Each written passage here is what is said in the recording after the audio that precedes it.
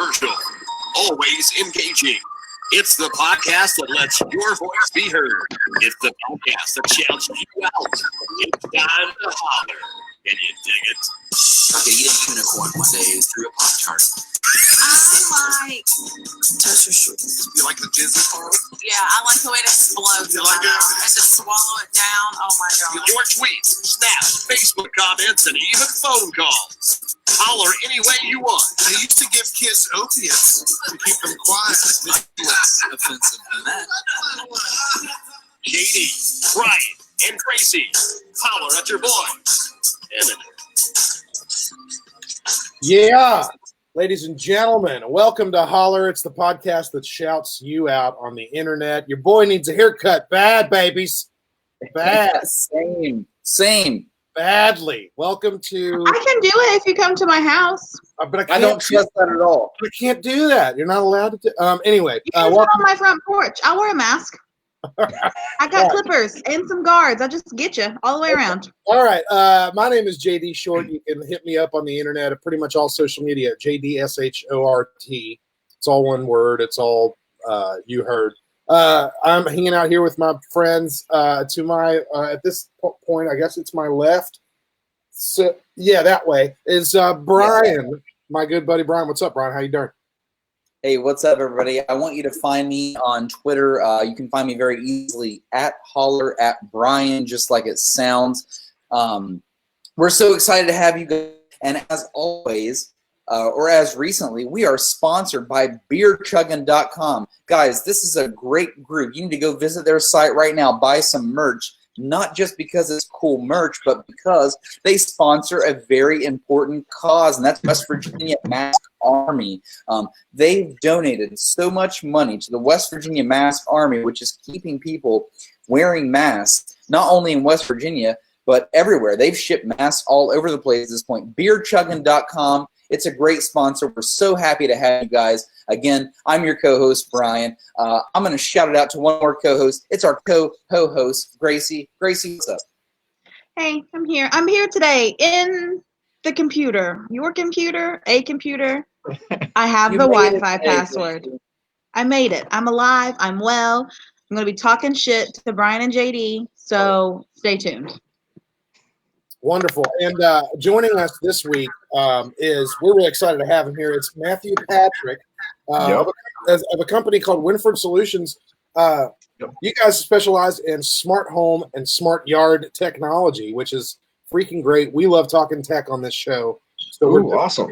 We're definitely going to have you tell us more about your company and the things that you guys provide and what you do for people out there in the world today. Thanks again for being on the show, man. We appreciate it. Absolutely. I love the opportunity to do it. All right, man. So we got plenty of fun little topics to talk about. We got some polls that we've sent out to the people out on the internet. We're going to see what their answers are. We're going to have some cocktails with our friends. We're going to have some fun. But before we do anything, we got to do a toast. And then in this case, I'm actually going to send it off to Brian, who's going to make that happen. What's up, dog?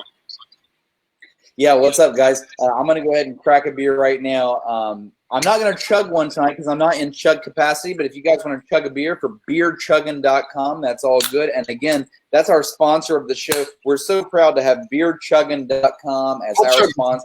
I'll chug one. I'm going to grab one from the fridge. I'll let JD get set up while I talk a little bit more.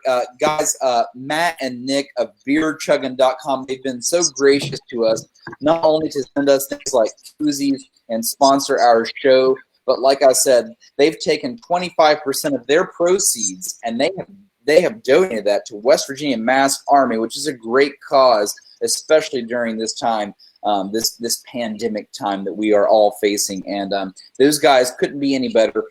We highly recommend beerchuggin.com. Go buy a shirt, buy a glass, buy a shot glass, because 25% of your proceeds are going to a very great cause. Guys, thank you so much again. I'm going to go ahead and lead the way with a toast. JD, you can get your beer ready. Anyone out there that wants to chug a beer with us, here we go. It is your official Holler podcast toast. Guys, to all of us that have, this is to all of us that are dedicated to have packed on a few pounds during quarantine. I would lose weight too, but I'm too much of a winner. Here we go. Hell yeah. Make it happen. Cheers, guys. Woo!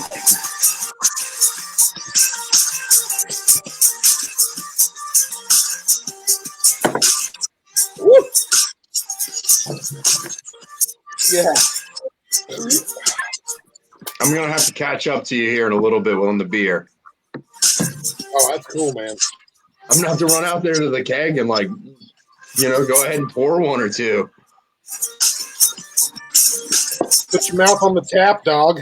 Yeah, right. It is kind of conveniently located like 15 feet away. Well, that's not bad. No, not at all. Literally, I'm actually in the bedroom. So like bed there, keg, like 15 feet over there. We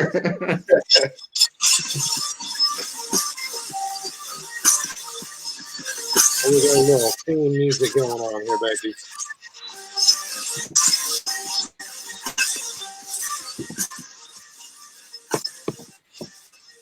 Guys, thank you again from beerchugging.com. Seriously, you guys are the best. This is Holler, the podcast that shouts you out. I'm going to go ahead and throw this over to JD. JD, what's up tonight, bro? Good to see you, dude. Yeah, man. Good to see everybody. Hope everybody's still staying safe and socially distant, doing their thing. This is, I think we have done maybe 5 or 6 of these shows so far, doing the show from socially distant areas, our own homes, staying safe. And we hope that everybody's continuing that. A lot of people are getting to the point where things might be opening again pretty soon. So I just want to make sure everybody out there still knows that we've got to maintain proper guidelines and make sure you're socially distant properly and everything, because the whole point is to make sure that everybody is as safe as possible. So that's enough of that stuff. COVID-19, you've all heard that shit. Whatever, blah, blah, blah, blah. The main reason we're here, we want to talk some tech. We're going to talk some smart homes, talk some smart yards, which, to be honest, I don't think I've ever heard the phrase smart yard before. Matthew Patrick, Yeah. Winford Solutions. Did you invent the robot lawnmower, or? Yes. No, absolutely not. I wish. I super wish. I know. I wish I was the guy who invented it. I think that I would be probably a billionaire on a beach and nobody would know my name ever. No, I'm. But you wouldn't be able to be on Holler. I know, so. right? Maybe I can afford internet out on the island. Is the easiest simple? Well, we're going to talk about this. We want to talk about smart home stuff too. But I want to ask you: is basically an auto mower is the short phrase for it? Is this kind of like a Roomba for your backyard? Is that what the kind of deal? Very simply put, yes. On like a more complex answer, heck no. And the fact that it's a lawnmower, and so we need a lot more safety. We need anti-theft built in, things like that. So when it comes down to like Roomba auto mower comparison, basic level, yes, it's exactly like your Roomba or your iRobot vacuum. On a deeper level, it's a lot smarter, has a lot more technology. And to give you an idea, like things like your robotic vacuum, they were probably invented about 10 years ago, right? This is actually invented about 25 years ago. And they've been hiding it for years and selling it in other markets, prepping it for the United States.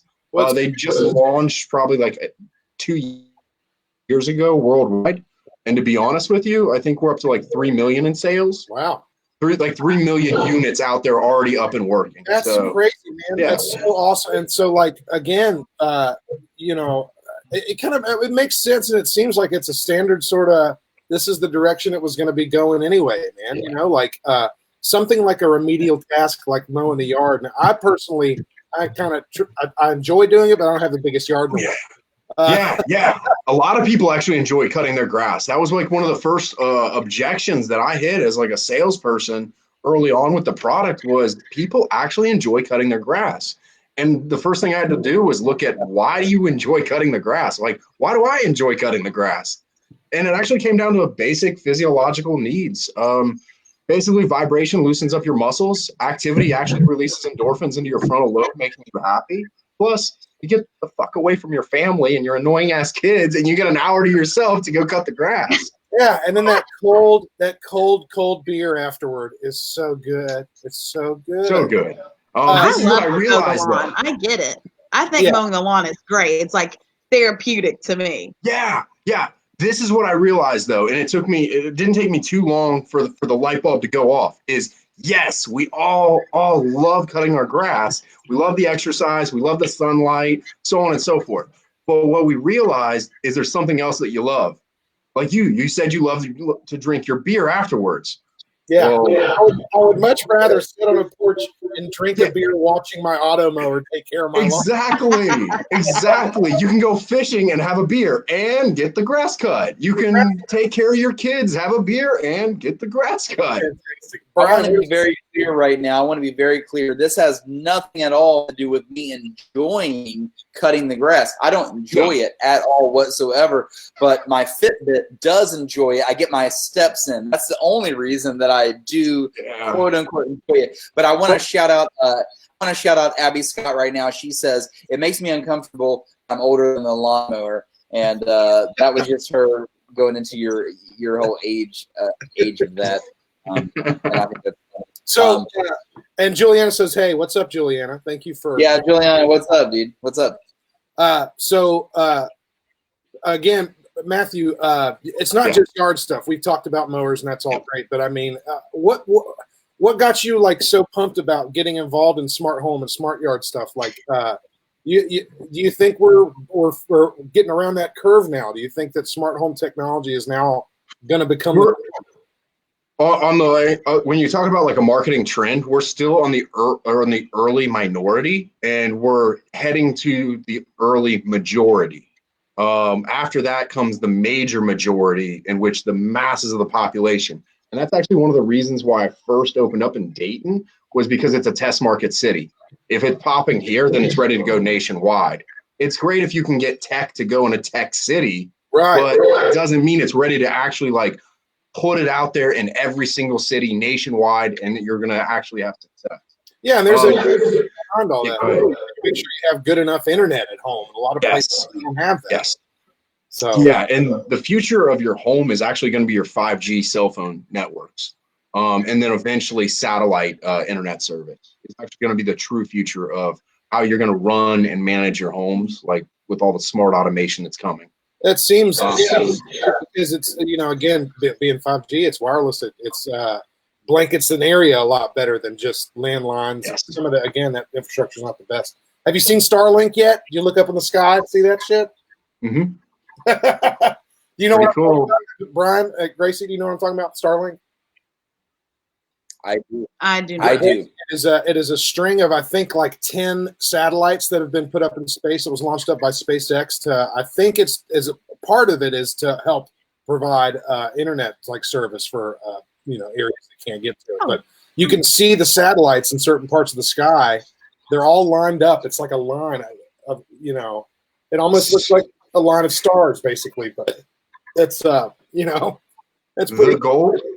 I was going to say the goal with that company is to actually circle the whole globe with satellites providing internet access for $30 or less a month, except for at the North and South Pole. So basically anywhere you go in the entire globe, you have internet access. You'll be able to get it. You're getting it. Ashley, Willie, Abby, what's up? Welcome to Holler. I'm an Indian outlaw. What's up? Half bear Keaton hot dog. Yeah. So you have a smart home, I'm sure. How do you do it? How do I do what? How do I build a smart home? Well, I mean, there's aspects I think everybody knows about. Like people have heard about Siri and people have heard about Alexa and all the different ways. So is it Smart House, the movie on Disney Channel? Right. Yeah. Is there a robot lady that can cook me my dinner? Bring it up through the counter, and there's my dinner. Yeah, I mean, if you can think of it, it can be done. Like truly, if you can imagine it. I'm going to give you a perfect example. They have something called a beehive. It's a security camera drone, and basically, it's designed for larger properties. And if someone crosses the fence boundary, basically we use infrared, and if somebody crosses the boundary, this dome opens up, a drone flies out and automatically meets that person face to face, and then notifies you on your phone. That's really So like if you can dream it, it can be done. And I really, really mean that. If you can dream it, it can be done. I don't care how complex it is. Total recall stuff right there, dude. I'm telling you. Yeah. We're again, personal assistant stuff aside, now we've got smart bulbs. Now people have smart thermostats, smart doorbells. You do artificial sunrises with the smart light bulbs. We also do color changes. So like walk-in closets, if it's a certain temperature, it's red. That way you can put your shorts on. If it's too cold, it'll be blue. If it's raining, it'll be purple. That's what we do with the smart light bulbs, those kind of things. And actually, oh my god. So all like that stuff is actually super easy. So if I build a house, you guys will just come in and make it a smart house? I prefer, like, if you're going to build a house, to be there while it's being built, so I can add like intricate things like hardwiring into every room. So to give you a idea of like how complex a smart home is, the federal government right now is projecting an average of 500 points of smart home automation in the average home in the United States within the next 3 years. And the first time I heard that number, I'm in a meeting, and 500 points of smart home automation in the average home, that seems a little excessive. Like, it seems astronomically a lot, right? It seems impossible. And then we started counting in our homes and like what the possibility was. And this is what happened was we said, how many people are here? 4 of us. Awesome. We got 4 smartphones. Okay. We have 5 smart TVs. Okay. You have a tablet. You have a smartwatch. You have a Fitbit. Oh, by the way, you have a smart home next to your bed for an alarm clock where you park your smartphone. Then we started counting off smart light bulbs, smart outlets, smart light switches, doorbell cameras. And the list just got bigger and bigger and bigger. Eventually, we're going to get to the point, like, I had a customer ask me on a very large smart home. She said, why do I need to do a smart TV? Mountain Dave. Because they don't sell a 65-inch dumb TV. Yeah. Yeah. So when you go buy your washing machine, it's going to be smart and it's not going to be an option.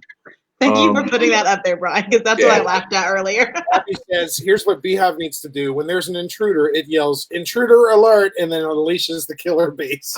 I like that. I like that a lot more. It reminds me, what was that movie back in the day with the rich kid and the crazy scientist, and he had the little bee drone?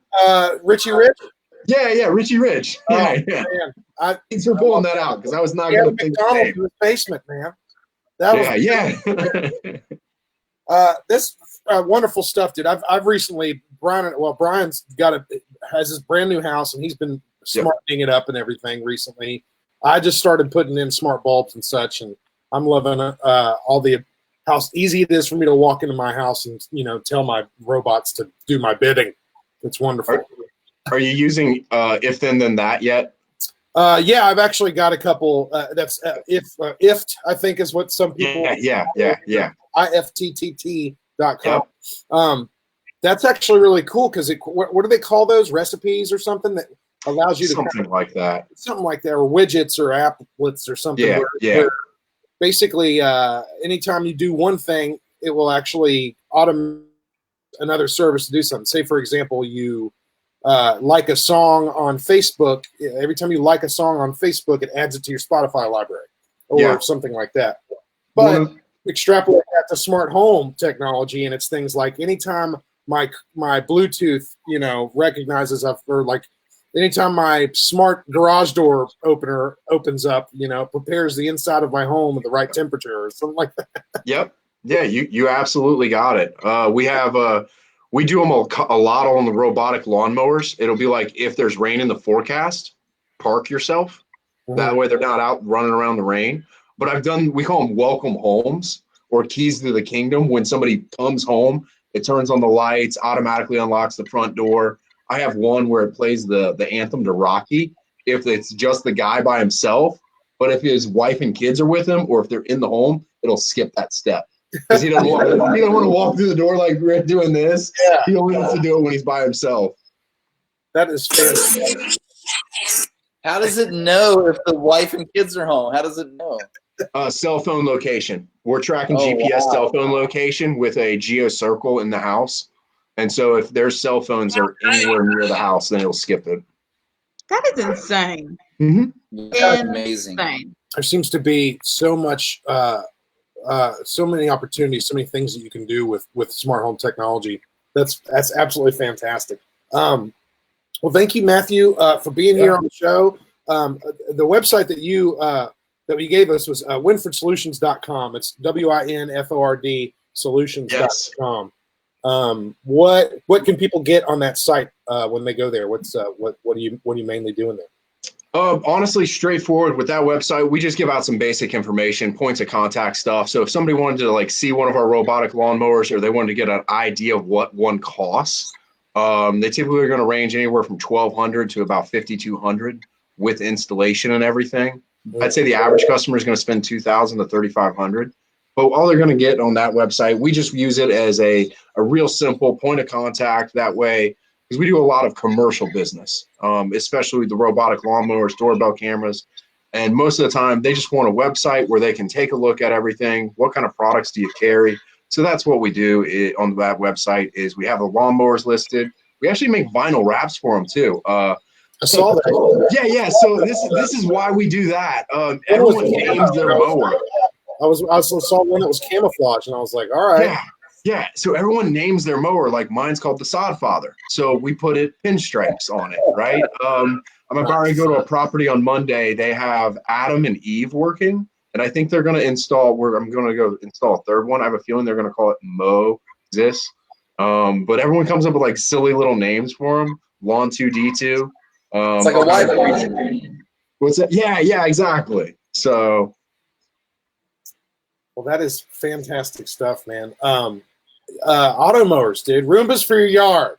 Why not? Who'd have thought? Are they gonna? Do you think they're ever gonna make Roombas for your head, like haircut robots? Oh man, I don't know. I did see a dog poop like robot recently. That one was super interesting. Yeah. So how does the auto mower know to miss the shits? Oh, it doesn't. It cruises right over top of them. Right over the poops. All right. Just like a real lawnmower. That's what you do when you're mowing the lawn. Yeah. And actually, funny enough, it gets rid of them a lot faster than normal. Believe it or not, we stopped and we asked that question. We got asked that question so many times. And I actually like looked out my window and said, okay, how long is that going to sit there? And then how long will it sit in a yard with a robotic lawnmower? It actually disappears a little bit faster. Wow. It knocks it over.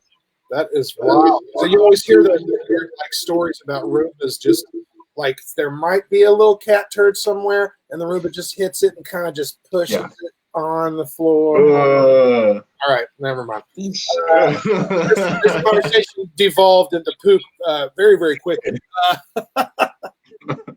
B-Ball, you've been a little quiet, man. You got any particular questions about? Oh yeah, absolutely, Matt. I've got a question for you with a robotic lawnmower. Yes. This is a little bit morbid, but I'm going to go there. What if this lawnmower like runs over a small animal, like a baby bird or something? What happens, dude? What happens? So before answering, I'm going to talk about a traditional lawnmower. A traditional lawnmower has a fixed blade, right? Basically, if it hits anything, it destroys it, throws it across the yard, right? That's a normal lawnmower.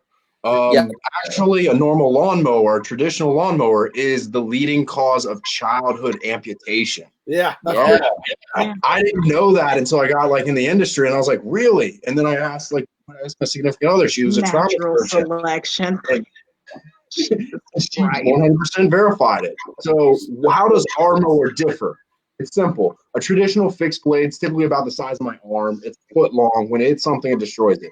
On these mowers, they actually have little tiny razor blades that are not fixed. So they actually retract back inside if they contact anything. So when it comes down to your baby bird, I can't promise anything because it is tiny and it can go under the mower.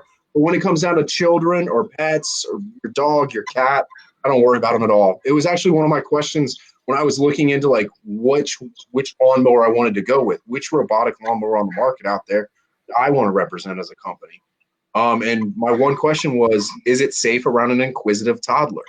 Can a toddler like go out there by himself in the yard and get hurt? So like I said, I can't say anything about your baby bird. I do think that if if he raises his beak up too much, he might catch one of the razor blades. Oh man. But in general, I don't worry about kids. I don't worry about cats, dogs. I don't worry about pets or anything like Well, that. it seems like, if you're going to create something like an auto mower, one of your main things is safety, is something that you really keep in mind in designing something like that. So yeah, that's pretty cool. Like built-in fail safes almost. Mm-hmm. Now, listen, not to scare you off with this, but we do have a segment on the show called Holler at a Lawyer. Well, a little bit from now, we will bring a lawyer onto the show. Anyone that's listening right now, you can ask this lawyer any legal questions. It's non-binding legal questions, but nonetheless, if you have any questions, you can throw them out there to the chat. We're going to bring on Holler at a Lawyer. He's going to answer those questions for you. So maybe we'll get into the robotic lawnmower phase. I don't know. Oh, I've already got a good question for Cole about auto mowers and amputations. Okay. We might have found out the title of this episode, by the way, already. So, Matthew, man, thank you so much. We're going to continue to talk more about auto mowers and robots and smart homes and things like that. But I say that we scoot on and we actually get involved with the people on the internet, kind of what our namesake's about. Let's do some poll stuff, man. Brian, let's scoot boots to the next thing, bro. Yeah, JD, we're going to go ahead and scoot on. And I'll tell you what, I'm going to let you go ahead and open first. But this is Holler, the podcast that shouts you out. Let's go, guys. Send your dick pics to Gracie at officialholler.com. Hell yeah. Again, I hate that button. Gracie, I'm so done with you people. have you gotten any dick pics from the show specifically, or other than I think it's because I tell people that I'm going to screenshot them and send them to you. Okay. Oh yeah. It's disappointing. We're gonna do a secret Hall of Shame on the website that you'll be able to. It's disappointing. I don't get any. It's disappointing. So I'm going to go ahead and so what I asked people this week out on the internet, and I got a few responses on this one, not as many as I did last week when I brought up our poll. I got probably some of the most responses I had gotten in a long time. But this one is, a cool little thought experiment here. If you were a multimillionaire and you happened to give $1 million to a cause or charity of your choice, what would that cause or charity be, and why? What makes it important to you?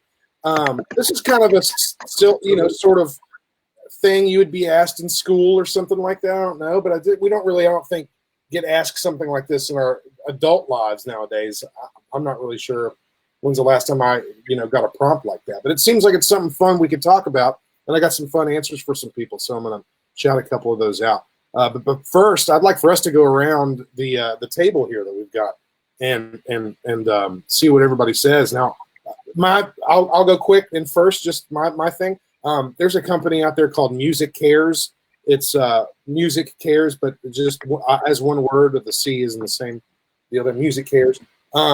It's basically a nonprofit organization that was created by the Recording Academy for basically helping musicians when they're, when times are tough. Say they have some sort of an injury, but they make most of their money from playing music, going on the road and things like that. It's not the most solid financial situation some people could be in. It's not like you're CEO of a company and you're going to work 40 hours a week. It's a different kind of job, but they advocate for musicians and help them with things like emergencies, healthcare, things like that, help them get on their feet. And I think it's important just because, like I said, I'm a musician. I like to play music. And that really that touches my heart there. So if I were a multimillionaire and had $1 million to throw at something, that's what I would do. That's my deal. How about you, Brian? What do you got, doggy? Hey, we've got a shot from the Holler live feed right now. This is Abby, and she says wounded veterans and first responders help take care of their families while they go through their medical treatment. And, I had a similar answer. The reason why I got into the field that I was in, actually, which is the physical therapy or athletic training side of things. I brace people that are injured. I'm in the orthopedic side of things.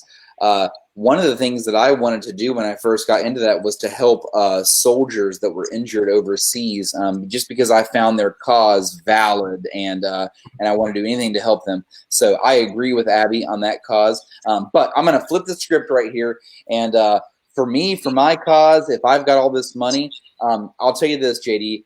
I came from one of the poorest middle schools and elementary schools in my area, and something that bothered me to the core as a child and even to this day is the fact that I was this innocent child that was like, I don't know, 10 years old, and we did not have the funding that the school only, I don't know, 12 blocks down the road had. That really, really bothered me. It actually shaped me into the human being that I am today. I'm stronger because of it. However, I do believe if I had money to throw to a cause, I would throw to these less privileged schools in less privileged areas, aka where I came from, and I would build them up to be equals of their relative schools, because all these little kids that are 10, 11, 12 years old, they should come from equal backgrounds, not from staggered backgrounds. I don't agree with that at all. So that's certainly where I would throw my money, not only to the education, but also to their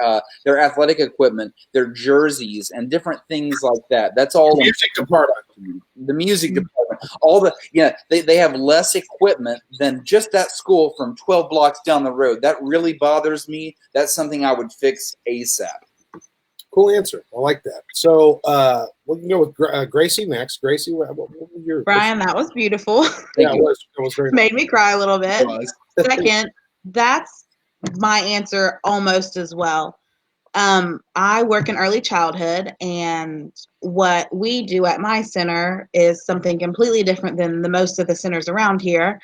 But that's because we can afford to do what we do, because we get grants and we get all of this stuff, and our families are very well-to-do. They're professors, they're doctors, they're lawyers, stuff like that.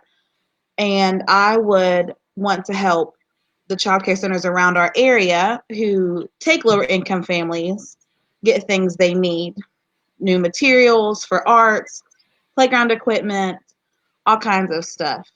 But I'm also a multimillionaire and I can do what I want, so I'm also going to put some of it towards the animal shelters and like stuff like that, because Gotta help those animals. you gotta help the babies. They just need love. Spay and neuter your pets, losers, and fostering saves lives. Hashtag the end. Willie says, donate to the restaurant industry workers for committing their entire livelihood to providing comfort for people as well as serving them food with a smile. Yes, that's a wonderful idea. They're definitely essential workers during this time, so definitely take care of those people. So There's lots of good causes, that's for sure. Yeah. I know we're going to get a bunch of different ones from a bunch of different people out there. So Matthew, how about you, man? If you were a freaking billionaire or something, you had to choose a cause. Yeah, number one. Right. Congratulations, you won capitalism. Great. Yeah. Yeah. Right. What's a cause or charity for you, man? I think that's a great question, and I think I can kind of relate to what you guys already have said. Is like the first instinct is to want to donate to either first responders or the military, or maybe a teacher's fund, or maybe homelessness. Mm-hmm. But I was sitting here and I was like listening to your guys' ideas, and I was like, everything I can think is similar. So I'm going to go rogue and say I would start a whole new nonprofit. And basically what it would do would finance people to dress up in superhero outfits and then go out and try to touch somebody that day, just in a positive way, just truly in the community. You see someone down, pick them up, or you see somebody completely down and out, you're the superhero for the day. It's your responsibility. Here's the money to back it. Change somebody's life, change somebody's world. Cool. Yeah, I like that. I like that a lot. Bringing up positivity and a smile to like a kid's. There you go. That's wonderful shit. Hell yeah. Okay. Let me see what people on the internet had to say. This first little deal, I'm going to open up a Snapchat here. This comes from Katie, and looks like her name is K Mercedes 20 on Snapchat. And hit that up. Let's see what Katie has to say. What her answer would be if you were a multimillionaire and gave $1 million to a cause, what would it be, Katie? Let's go. I give $1 to saving all the dogs. Save all the Why? dogs. Because they're fucking dogs. And they're Save all the dogs. I donate $1 million. That's wonderful. Thank you, Katie. Save all the dogs. All of them. Save them all. Saw recently on John Krasinski's show, Some Good News, which is a really fun thing. Everybody should definitely check out while you're put it on your list of things to watch on this during this quarantine. He recently talked about there was an animal shelter that actually was just celebrating having all of their animals adopted. They literally had an empty shelter for the first time ever since they were established, and I was like, oh, that's really, really cool. That's fantastic stuff. Isn't that the place right next to the Chinese restaurant? Could be. Yeah. Yeah, at least That was those, terrible. At least those adoption fees are going somewhere. Yeah. People are the worst. That's good. This next name comes from Nikki, and Nikki says, Fibromyalgia Research Fund, because her mom has a severe case, and they need money to research to hopefully find a cure. It's a super bad autoimmune disease. Yes, it is. Severe pain, inflammation. Her mom is currently disabled and unable to work because of that. So that's definitely her cause right there. I'm going to do one more here, and then we'll scoot on over to Brian's deal. This one's from, Holla. This one is from Rachel. Rachel!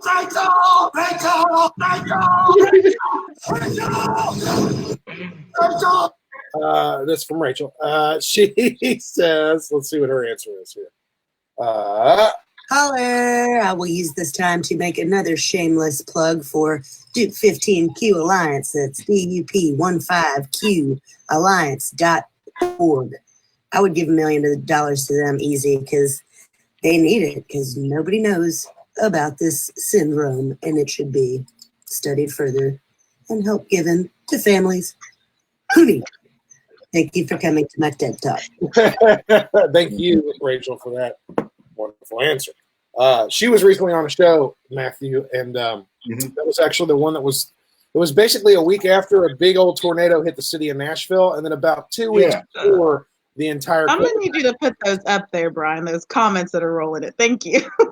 Oh, there you go. Yeah, great. Brandon says, "Where's Gracie's sideline coach headset tonight?" Yeah, break that I thing don't have out. it. You got it with tonight. you? You don't have it with you, beside you? I mean, it's in the living room. All right. Go Wait, get it. thank you. That's the one I wanted. Yeah. Nice. I'll send you a picture later, Randa. What about the rest of us, Aranda? What about the rest of us? Like Listen, Matthew I'm the only one that matters. You ain't got to tell me. I already know it. You know what I'm saying, man? You know what I'm saying? So, Brian, how about you, man? You asked a really fun poll question. I want to see what everybody has to say about that. Yeah. Let's scoot on to my poll question, which was, Matthew, this is right up your alley, man. So give it a second. We'll go to you last here. But if you could invent an app, what would it do? Tell me about your app that you would invent. So you should have no problem with this one. But I'll give you a second to think on that. Let's go to Holler audience first, and I'll tell you what, I'm going to go to Holler Facebook, and I'm going to start this thing off with Kyle. This is Kyle the Jester. He says, I would invent an app like Tinder or Grindr, but instead of sexy times, it hooks you up with random band members and musical artists to collaborate. Interesting. That's a good idea. I actually kind of like that. So, like, you know, you might be in the mood to jam, and you just don't have a drummer, you don't have a bassist, you don't have a keyboard. Not a terrible idea, actually. Actually, I just saw that app today. Literally an hour ago. I'm not joking. Yeah. It's called SMULE, Smule. Oh, and yeah. it had so I don't know if that's kind of what you're talking about, but well, I was gonna try to preempt Brian with the whole thing. So I wanted to tell everybody, don't worry, we're not going to steal your app idea. We totally are going to steal your app ideas. Well, yeah, number one Rainer, a.k.a. Rainer Robinson in the Holler crowd tonight. But also, I did want to mention that we're not going to we're not going to steal your ideas because everybody else has already stolen them. Honestly, every app has already been created. It's already out there. You just got to go find it. Some of them just suck. That's just how it goes. But that's kind of the way that it is. Brian, continue, please. Yeah, and JD, you bring up a very good point, and I kind of wanted Matt, who is our tech guru. Matt, you're basically like our miniature Elon Musk for this show. Okay, that's what we're going to call you. Okay. Yeah, no, that's good.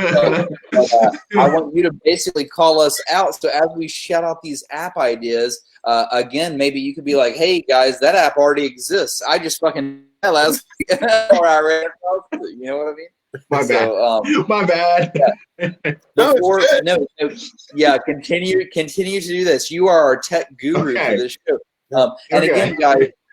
Before I continue to shout these out, I do want to remind you we do have a segment later on called Holler at a Lawyer. So as you guys are listening to this live show, if you do have a question that may pertain to the side of law, if you have a question for a lawyer, maybe you didn't want to pay for it, we're going to bring you that segment live on the show. Holler at a Lawyer. So hang in there with us. We're going to get to that. But as we keep going here, this next one comes from Sophie. Okay, and she wrote us a good little bit here, so I'm going to read this. She says, someone's probably going to say something really useful, like a way to cure something or save someone, but here's my idea. It's probably silly, but whatever. I want an app that tells you all the random side attractions route wherever you're going. Not the big tourist trap places, but things like, I don't know, most haunted or world's biggest whatever. Things that if you're road tripping, someone you may want to stop and see some cool things. The way it's all mapped out once you enter your destination and the road that it's taking. It shows you everything that's available to see. So there's an app sort of like it, but it sucks. And to be honest, it doesn't work the way that ideally I would want mine to work. That's my point. That was my point. Yep. So it would be interactive where people could post reviews about the places and also pin other fun random finds or places to the visits that aren't already on the map. If anyone takes this idea, you owe me money. What's up? That's dead. That's legally binding. No, it's not. Yeah, totally. Poor man's patent. Yes, he said it. It's got it. It's that's how it goes. Mm-hmm.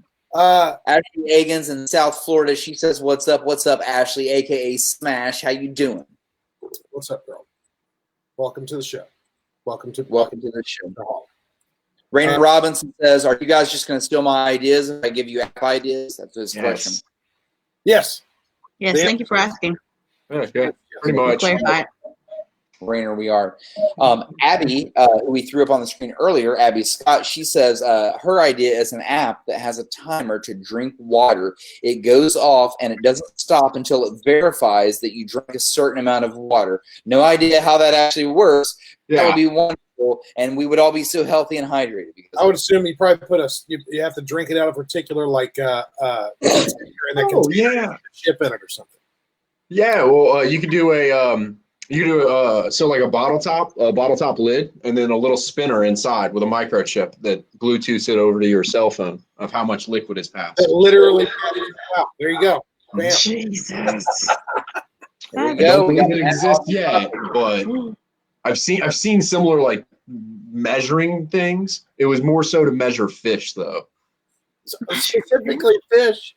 Okay. Yeah. It was a computer that was designed to, as fish went whizzing by, it would count them. Okay, I thought. See, for some reason, my mind went culinary there, and it was like, oh, okay, they're really just like they're fishing for fish and collecting them. I don't know. I'm an idiot.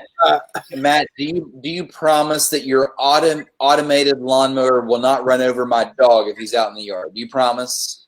Yeah, I promise. But I can't promise that your dog won't attack my lawnmower. So I've had that happen a couple times. I've never had a dog get hurt, but I've had like dogs attack the mower.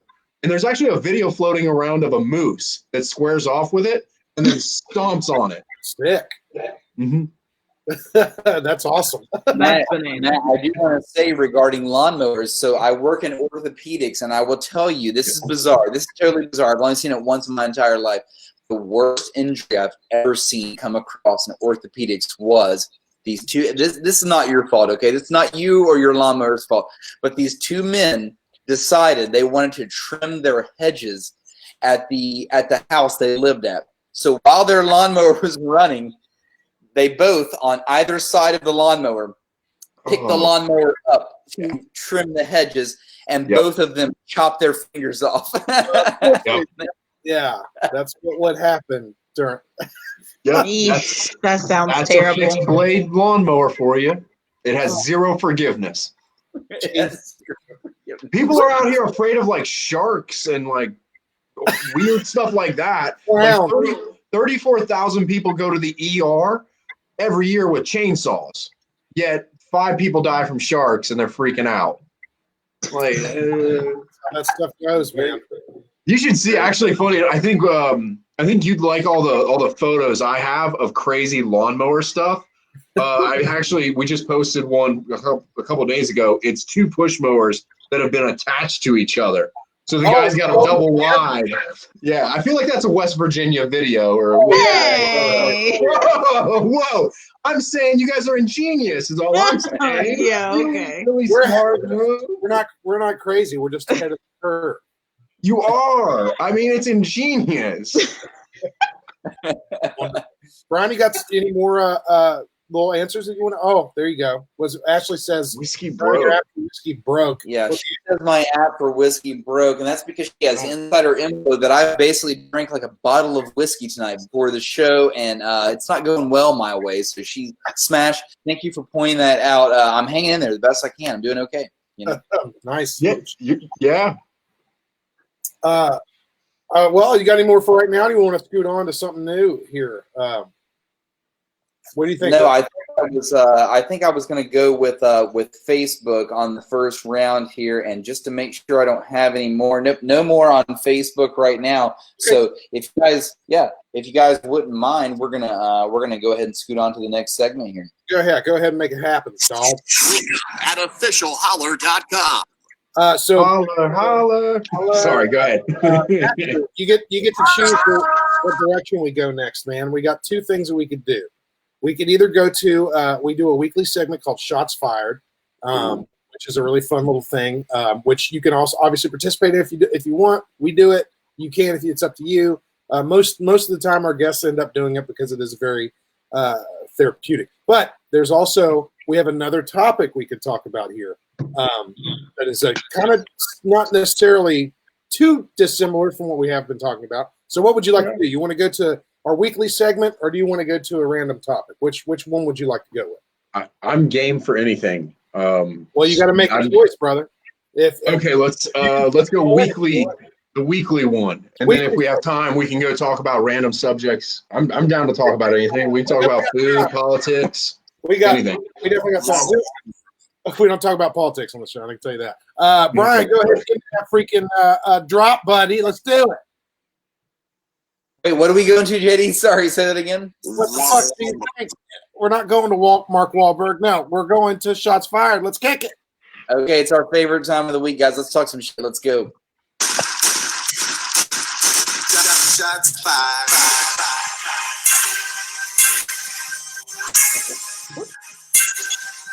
Shots fired.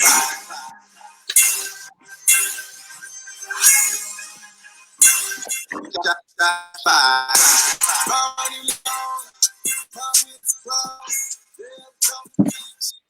Guys, it's that time of the week. This is Shots Fired. It's the segment of the show where we talk some shit about something while we drink a shot of something. So we're going to fire a shot while we drink a shot. And since I'm talking, I'm going to go ahead and go first. I think it's short and sweet. Guys, I do not speak Starbucks. I don't know how to speak it. I'm sorry. I'm sorry in advance. And to be honest, I'm very nice about it. So when I do, the random times I do go to Starbucks, maybe I'm in an airport or whatever reason puts me to Starbucks, I'm sorry. I always very politely go up to the register and say, what is your tallest drink? Tall's a bad word, I guess, in Starbucks world, but like, what's your biggest drink? Or I may ask something like, I don't know, how many shots of espresso comes in this drink? And it seems like at least about 75% of the time I get treated like a piece of shit. The person at the register is like, yeah, it it already comes with like 3 shots. Like you want more or no? Like, you dumb fuck, like that kind of thing. You piece of shit. Yeah. Or they'll talk, or they'll talk about the size of drinks. Let me open your mouth. Let me pour this hot coffee all over your face while you fucking cry. Let me fuck you shut up. You mind if I just go ahead and punch you in the face because you're a piece of shit? That's the feeling that I get when I order a Starbucks drink because I don't have the terminology down. And Starbucks people, I'm so sorry. You guys speak your language. I appreciate it. You guys are great people. You have great drinks. If you just be nicer to me when I order your drinks, I would so much appreciate it because I come with that niceness at the register. You treat me like a piece of shit. Anyways, shots fired. Shots fired. Here we go. Give me some bullet sounds, bro.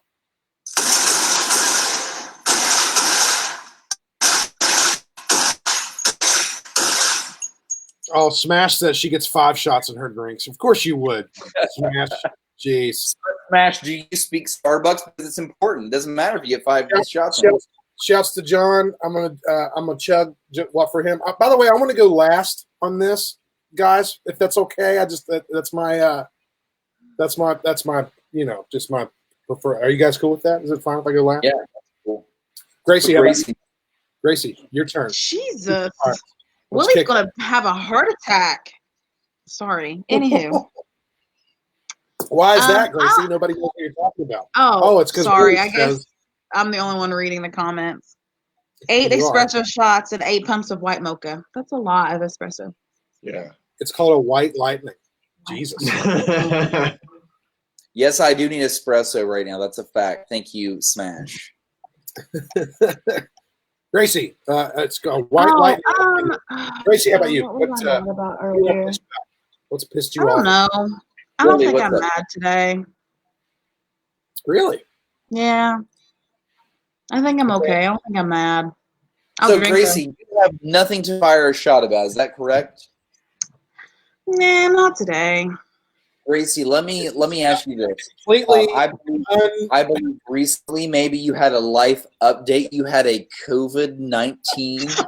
Yeah. Yeah, you're right. I am really mad. This is life update / shots fired. Jump right into it. Our fucking governor of West Virginia, good old Jimmy Justice, decided it would be a great idea for all child care workers to get tested for the coronavirus. Mountain Dew. Look at this face right now. Not happy. I was pissed. I was pissed about it all day. I was so mad. I was taking it out on everybody. I was mad. Right. I think I was mad because I was so scared because, you watch videos on the internet of people getting tested for coronavirus and it's terrifying. Yeah, if people don't know how it goes, could you explain what the testing process is, please? I did drive-through testing. Detail, please. Okay, detail. Okay, so I got into my Jeep, turned it on. What? I said excruciatingly fine detail. I'm working on it. Okay, so I get in my car. I'm still really pissed off. Possibly can. Okay, anyway, not the point. The whole point is I went through the drive-through thing. I had to fill out all this information, blah, blah, blah. I got to keep the pin, though. That was nice. So I drive up to the 3rd station, and the doctor says, "Are you ready?" I said, "No." He says, "Well, here it goes. Stick it in one nostril." He said, "Oh, wait, I can't get it all the way back there." I said, "Are you freaking kidding me? Because it feels like you're touching my brain right now." Tickle, tickle, tickle. He had to put it into the other nostril, and I did not cry. I really was nervous I was going to cry about it, but I didn't cry. My eyes watered really bad, and my nose. It was just extremely uncomfortable. Yeah, it's a swab. It's about this long, right? Yeah, the Q-tip end was so rough. Yeah, yeah. This this is about the size of my penis. So the swab about that size, but it's very thin.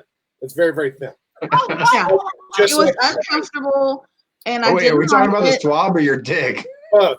It's both. The COVID-19 swab very much resembles my penis. It even has a very weird, like rough cotton swab. Worse than a flu test, Willie. Worse than the flu test. Yeah.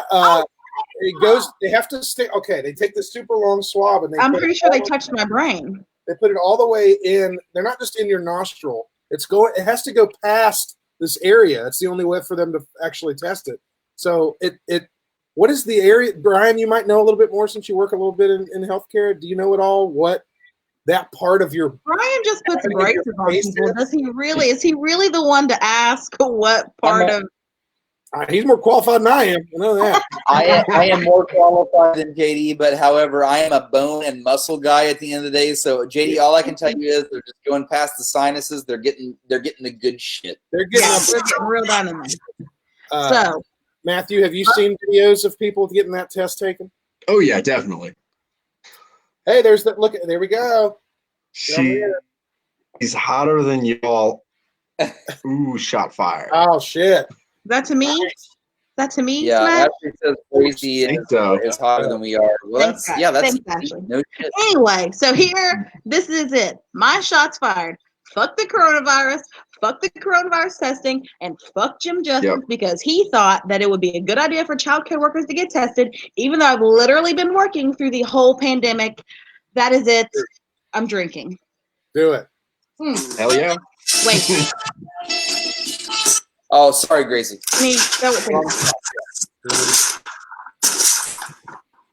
I have one more thing. Matt, wait, Gracie, stop. Sorry, no, I'm actually not angry about anything today. And then bam, she's now. I forgot I was mad about that. But I am happy to report that I got the call today. I tested negative for the coronavirus. Yeah. Negative Nancy right here. That's good. So sticking with Gracie's normal life is negative. There we go. Yes, Gracie is not only negative for COVID-19, Brian, she's shotgun. Negative anyway. Shotgun, Brian. Matthew, is there something that recently it's gone on in your life that kind of like pissed you off a little bit or anything? It's kind of like maybe a pet peeve or something that you want? Oh, definitely. I've already got one picked out. Yeah, let's do it. Oh yeah, I'm so like livid. I'm so pissed off about this. When you guys first started the subject, I was like, I don't have anything I'm pissed off about. And then all of a sudden it came rushing in, and I was like, oh yeah, I'm angry. I'm pissed off. It doesn't make any sense. So, and it's a West Virginia thing too. Oh, right there in West Virginia on a federal highway, you guys have a toll. And every time I hit that fucking toll, it pisses me the fuck off. This is the last time I went through that toll. I stopped and they said, hey, it's this much money. I don't have any cash on me, right? So it's even more. And I go, it says I'm on a federal highway, which means it's federally paid for by my taxes. And I actually looked up the history of that road. It was actually built by a general who was being paid by the federal government because it was so windy and fucked up. And now West Virginia is profiting $2 million a year. Fuck that goddamn toll bridge. I hope they burn it to the fucking ground. I hate that toll bridge. We need like patriotic West Virginians to just go down there. You guys can keep the money you find. Let the hostages go. Burn it to the fucking ground and then clear it out of the way so we can drive to the road. Wow. That's all I got. Passionate. Yes. That was fantastic. Matt, here's your shots fired. Go ahead and drink a shot to this. Do it. Gosh. Well. I nearly fell over backwards, guys. The show will do that. So I've got the last one here, and this is going to be another one of those random sort of topic things that happen. But my shots fired this week is against birds. Wait, someone was asking for birds. Yeah, the birds were here. Whoever was asking for them. Birds is my shots fired. In general, really, number one. Number one, birds in general. Fuck them. Number two, do we even know if they're real? We don't know. We're not sure. Probably spies. I think they're all government drones. Like you said, Matt, earlier, that the auto mower technology is 15 years older than the Roomba technology. Well, these birds, come on. Why do you think they fucking land on electricity lines? They're just charging their batteries. Yep. That's what it is. Why do they poop, though? Why do they poop? Yeah, what? Is they're reformatting their hard drives. Okay. There's a lot of thought into this shots fired. Actually, there's a lot of it's dumb.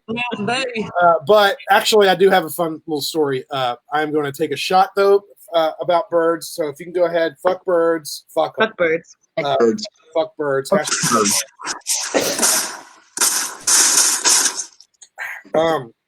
So I have a fun little story. Why can't I can just see myself? Yes. Woke up in my house one day. Cameras work, lazy. Woke up in my house one day, came down into my dining room area, and I heard tiny little footsteps in my drop ceiling, and I was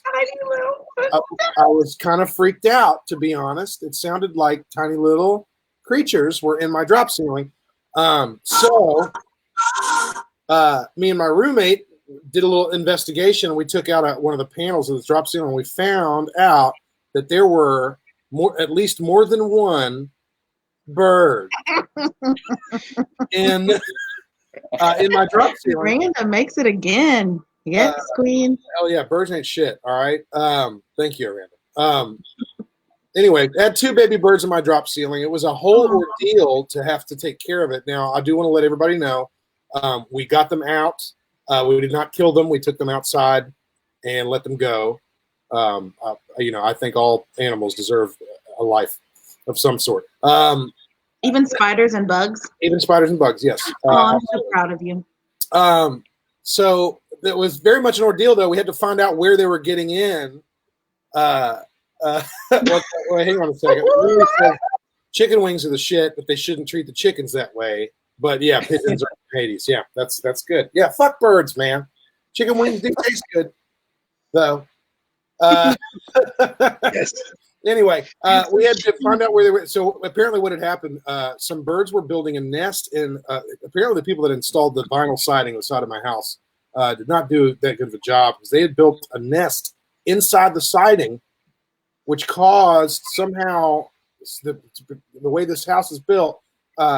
Some of the baby birds that had hatched in that nest had fallen into a crack they're very small. Birds are like all feathers, especially baby birds, no fucking, like very tiny. And they fell through all feathers, no fuck birds. They found a crack in the wall, apparently fell through that, and that got into my drop ceiling.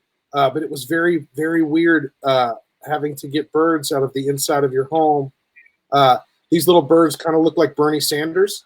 They had the little weird, like, feathery bits on the top of them. It was very, very weird. I had to basically tear apart my dining room in order to get to find these birds. But again, found them alive, took them out. It was very good. Got it taken care of. Took care of the nest, fixed the siding. It was an eventful day, but it was a day that I had to do nonetheless. Did not want to do, had to do it. Sucked real bad. You guys have any bird stories? I have a bird story right away, just like this. So JD and I happen to be part of a similar group chat where we share stories with the bros. JD told me he had a bird story, and I'm like, dude, I've got a bird story right now. Here we go. So I let my dog out. I've got a fenced-in backyard, right? And my dog's about a 50-pound pit bull Boston Terrier mix. He's a lover. Anyone that knows him from this podcast, he's a lover of all humans. His name is Little Serge Tankian. So Serge goes out to explore, as he always does, multiple times a day. And I usually leave the door cracked, and I hear all this commotion from outside, like unusual commotion. And it's from birds. They're going fucking ape shit. And these birds normally don't go ape shit. So I'm like, what's going on out here? So I walk out to my backyard, and I find all these birds like dive bombing my backyard. And I'm like, what the hell is going on? And what's happened is Serge thinks he's found basically like a squeaky toy. You know, he's a dog. He doesn't know better. And he's found a juvenile bird who is learning to fly. And the parents had the juvenile in the yard teaching it to fly. Serge runs out and grabs the bird in his mouth. Yeah. Oh, no. So mom and dad bird are pretty mad, right? And they're dive bombing. And so, I immediately yell at Serge. He knows he's fucked up. He puts the bird down. His ears are down. He's sad about it. He knows he has fucked up. And so he comes running in. And long story short, the bird, believe it or not, survived. Surge did not puncture it. He just had it in his mouth. That's it. That's all he had. And, so once I got him in away from all the shit, the birds got the juvenile bird out of my yard, and all was good. But Serge had that bird in his mouth for a second. I love that you continue to call it the juvenile bird. The juvenile bird. His name is Gary. Juvenile the bird. He's wearing a vest. He has a name. What was funny about the bird? Okay, birds, man. Fuck. I got pooped on by a bird once. That's about my bird story. Everyone has bird stories. And what I realized after I figured out what was going on in my house with these baby birds in my ceiling, I started telling my friends about it. They were like, shit, dude, I got a story about birds. Let me tell you all about it. Fuck, everybody's got a bird story. Yeah. Crazy. So tell us about getting shit on by a bird. Well, I was getting off the city bus with a group of children because we had just come from the movies. It was summer. It was like 3 or 4 years ago, maybe. And all of a sudden, I just get this warm, gooey feeling on my arm, and the bird had pooped on me and a child. Yummy. It was gross. We were disgusted. Is that the only kind of bird story you got? Is just getting shitted on? That's the only kind of bird story. There's so many. I mean, we have birds, we have birds that live in our playground structure. Yeah, but a lot of bird stories do have to do with the feces. That's true. Yeah. About that part of it. Matthew, I'm sure you've got an interesting bird story. Everyone's got one. Can you think off the top of the head? Okay, I've got a bunch of different bird stories. See, he's got I do. I really do. I have a bunch of them. So I'm going to tell you my favorite one, the one I think is the most hilarious. All right, please. I have one that's a little bit more recent, but it's morbid, not funny. So I'm going to tell you the story about me being a little kid in preschool. And I come in and I go, the teacher knows that we're raising turkeys. Good old bird story, right? And she goes, how are the turkeys? They're awesome. They're doing good, right? Come in again. How are the turkeys? They're getting bigger. They're awesome, right? How are the turkeys? They're getting bigger. They're awesome. One day she asked me, how are the turkeys? I said, delicious. The teacher never picked up on the fact that we called one Thanksgiving and the other one Christmas. Oh, well, there you go. Oh, my gosh. Hey, you got to fatten them up. I mean, at least there was sustainable living. This was straight farm to table bird. Oh, yeah. That's I fantastic. grew up on a farm, so. Oh, yeah. So you know all about it. You got your Oh, yeah. your eggs straight from the nest, man. That's good. Yeah, we actually used to do green eggs. Oh, wow. There's a South American chicken that lays green eggs. We got one by mistake, and then we've been buying them ever since. Do you have any ham with them? Only on occasion when I want to crack the joke of green eggs and ham. Well, we just did it. Yeah. So Yeah. I was gonna read some of the bird stories that I had gotten sent by some friends, especially some of the ones that were on that group chat Brian was telling you about.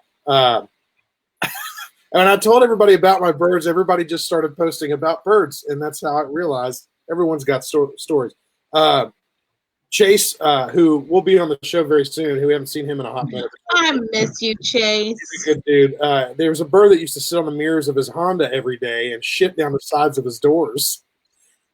He said he let it go for 3 weeks. Finally, he actually saw him pecking at his own reflection in his window, so that's when he knew he had to draw the line.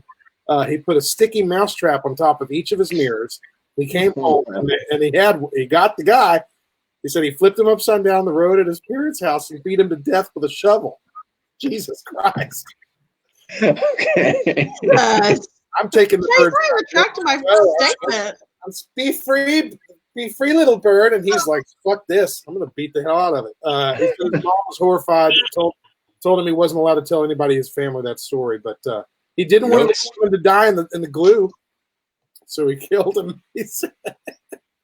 He said, my rage at that point of lines of bird shit down both sides of my car for 3 weeks straight. He's lucky I didn't hammer fist the thing to death. Revenge is a fickle little bitch. Gary said that Ryan shot a pigeon with his BB gun and wounded him, but couldn't finish him off, so his uncle smashed it with a cinder block. Jesus. Brian? What? I gotta be honest. Oh, not you, Brian. I shot my first pigeon earlier this year. Was it pigeon? No, dove. Oh, whoa. That is delicious. All right. Oh my God. You only get like this much meat, Yeah, it's not one a lot. off of each Like I breast. said, not But a I'm talking like filet mignon. It's a red meat and it's so tender and delicious. Wow. You ate a You're pigeon. missing out. I'd like to try that sometime. That would be cool. Oh, dude, I'm telling you, call me. I hear West Virginia's covered in them. Yeah, well then come. Yeah, we'll have you back on the show, man. You'll have to show us a live demonstration of auto mower, and we'll eat. Finally, we definitely can eat some good stuff, and I'll bring some Kentucky bourbon and some homemade wine. Hell yeah, hell yeah. Finally, just one last little bird story. Berkeley says that he saw a big ass crow chasing and fucking up a squirrel the other day. He would swoop down, literally knock the squirrel over, and then the squirrel would get back up, and then the crow would continue to swoop down and knock him over. Apparently, they were just playing, or that the crow is just an asshole. I'm telling you, birds are fucking dicks, man. Anyway, birds, guys. That's it. As you can see, I'm wearing birds. A Batman shirt. A bat is not a bird. It's a different animal. I don't know if you know that. Speaking of birds, we've got Smash out there. Let me pull this up on the screen. She says people that want to do that to geese here, they're dicks. So geese are assholes. Geese are dicks. I've been trying to hunt Canadian geese for years. I ate duck this week and it was tasty. Greasy? The first time you ever had duck? No, but it was good anyway. Oh, you'd had it before. Yeah. Duck is not bad. I've had a duck egg. I had a duck egg not too long ago for the first time. That was kind of fun. Make everything richer. So good. Anyway, birds. Birds. Tweet, I'm very, very glad that we got to talk about birds. I had been hyping up the fact that I was going to talk about birds on the podcast this week. Mark Wahlberg.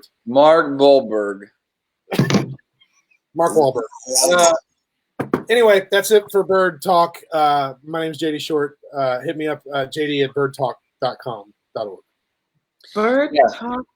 And guys, what we're going to do right now, we're going to holler at the audience. That's what this show is all about. It's Holler. It's the podcast that shouts you out. It's brought to you by beerchuggin.com, our proud sponsors. So we're going to open up a few more answers. And then after we do that, we're going to bring you a segment called Holler at a Lawyer. So if you're just now tuning in, you maybe have a legal question that you may want to ask. We're going to bring on a lawyer here shortly. So stay tuned for that. Holler at a Lawyer. But first, just holler at us. It's Holler Nation. What's up? Listen to all of our past episodes at officialholler.com. So regarding an app that people would invent, let's go to Holler Nation and let's hear the first one from Lexi. Lexi, thank you for snapping the show. What's up? Invent an app. I wish I had an app that told me when I was making a stupid decision. Just like in general, like, okay, this is probably not a good idea, Lexi. Like maybe option B or C or just D. No. Just don't do it. I feel like they have that. Stupid decision apps. Yeah. It's Apple, I think, has isn't it called like a mirror setting? Yes, that's it. Yeah. And if you have to look at it, if you have to ask the question, is this a dumb idea? It probably is a fucking stupid ass idea. Yeah, that's just classic. Yeah, the app is actually built into everyone's brains, or at least should be. I think a lot of people haven't updated that app. Yeah. Have you ever seen the Neuralink? Oh shit, no. What is that? Never heard about that? See, you were talking about Starlink earlier, and you've never heard of the Neuralink? Oh. So the Neuralink is a computer that actually hooks into the neurosystem, basically the whole nervous system of the brain. Holy shit. So you can download stuff like that and store memory, so on and so forth. Oh, wow. Okay. It's another Elon Musk company. Oh, wow. Okay. Welcome to Black Mirror. There we go. Yeah, right. Well, we'll see how that turns out for humanity. Shit. Yeah, just look in a mirror. Yeah, just pull up your selfie camera, look at your own face, ask yourself the question: should I be doing this or not? Should I be recording a podcast right now? Probably not. I really do like it. I can just see myself and fix my hair. Anything else to do? Shit. This next snap answer rolls in from Adam. This is out of North Carolina. Adam, what's up, dude? Adam says, I would create a new form of social media. Now, hold up. Think about it. A new form of social media where everything you posted had to be positive. And if you posted something negative, kicked your ass off the social media for good. No second chances, no nothing. Positive, friendly, not informative. We don't want informative because everybody got an opinion when it's informative. We just need positive. Like, I hope everybody's having a good day. Here's this funny meme. And if you get offended, again, you get the shit kicked out of you. I could create an app. I would want an app that syncs all my notifications into one solitary app, so I just don't have to keep going back and forth. Like, kind of in the sense that Time Hop syncs everything together, so you can just see it all at once instead of like going into different apps to see different memories. I would just like to have an app that would lead all my notifications to one place. Yeah, so you don't have to worry about all the little bubbles everywhere. it's a very full answer. This is Maggie, Adam's girlfriend, who also hopped in on that answer. But that's a great answer. I really like that second answer. Actually, I like that. Yeah, Matt, does that exist? Is there What's that? Matt? Is there an app like that, or is there a function on phones that actually? Well, I heard two different app ideas. So, like, which one are we talking about? It's really the second one. The first one, the positive social media thing, that'd work for about 2, maybe 3 minutes, and then everybody would get kicked off instantly. That actually reminds me a whole lot of China. That's is rolling out a program right now of social credits, and basically, if you're not a nice person, you can't travel. Like, you're not allowed using public transportation, and the more like credits you lose, you pretty much can't get a job, like so on and so forth. It's weird. It's like 6 months out right now. That seems to me to be a bit easy to game and or abuse that kind of a system. Yes. Yeah. That's why it's like caught the attention worldwide. Yeah. What was the other one? What was the other idea? The other idea was one app that just had all the notifications, all your different apps, all in one window, so you wouldn't have to open every application totally separately. I love the idea. It exists in small areas, and the fact that like they have platforms that do that. So I'm going to give you an example that a lot of people probably use. Instagram. If you post on Instagram, it can actually post onto Facebook, Twitter, and Tumblr with one post, right? So they actually have the same thing for incoming messages. The problem is a lot of times they don't get all the contracts. So they'll do it for like certain platforms, but we'll be missing one of your platforms over here. Right. And then every one of those platforms, they all have different ways to log in and different missions and everything. So, and they're not all based on the same frameworks or things. So it's like they might use messaging a totally different way than other apps. So yeah, I mean, I think the closest thing is the notification center. Maybe this happens on a iPhone. I think Android actually has the same thing, but you can actually just kind of drop down and your phone itself will collect all of the notifications and put them on one sort of screen. But even that doesn't work very well. And even in that case, some of those notifications are dumb. Like it's Candy Crush saying, "Hey, Miss Piggy's got the chocolate fountain on," and you're like, "What? Nobody can." Yeah. I will say there is an episode of Black Mirror where everyone has a personality score or a personal score based off of how they treat people and how they do things, and it's like above their head, like they're like a fucking sim, and as they go about life and their decisions, their score either goes up or down, and these people are battling to like get their score up higher. What a fucked up scenario. I don't want to live in that life. That sounds fucking crazy. Nope. No, not at all. Then again, it is meant to be like a sort of statement about like current life right now. The more friends you have or followers you have on your social media is supposed to possibly give you more cred or something. I don't know. That's not human. That's not real. Fuck that shit. Yeah, it's weird. It's where do we draw the line? I mean, even when you get like an Uber, some guys have given like 5,000 rides, and they've got this like this great Uber score. You might get a guy that's given like 55 rides, but he's like much of a cooler person. You never know. Yeah, you never know that stuff. You never know. You will knock it till you try. Any more hosts on your side, Brian? Yeah. Let's open some things up. So we've got Smash. This is Ashley in Jacksonville, Florida. What's up? So it's just like her closet in Clueless, Cher's closet on when she matches all of her outfits. I wish I had an app that kept all of my clothes in it and where they were to be able to find easier.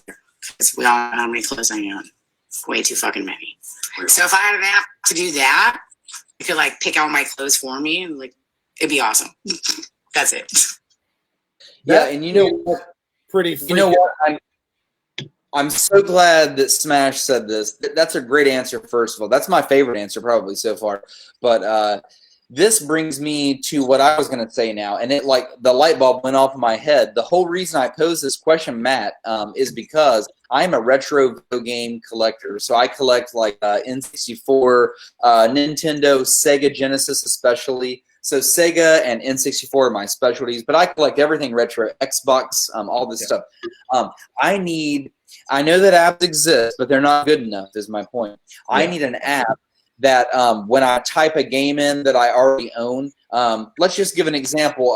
For the N64, I'm going to type in Mario Kart because I already own it. When I type that in, I want that app to automatically store, do I have the app, or do I have the game, first of all? Yes, I do. Secondly, is it in box? Is it complete in box, or is it not complete in box? Does it have the manual or no?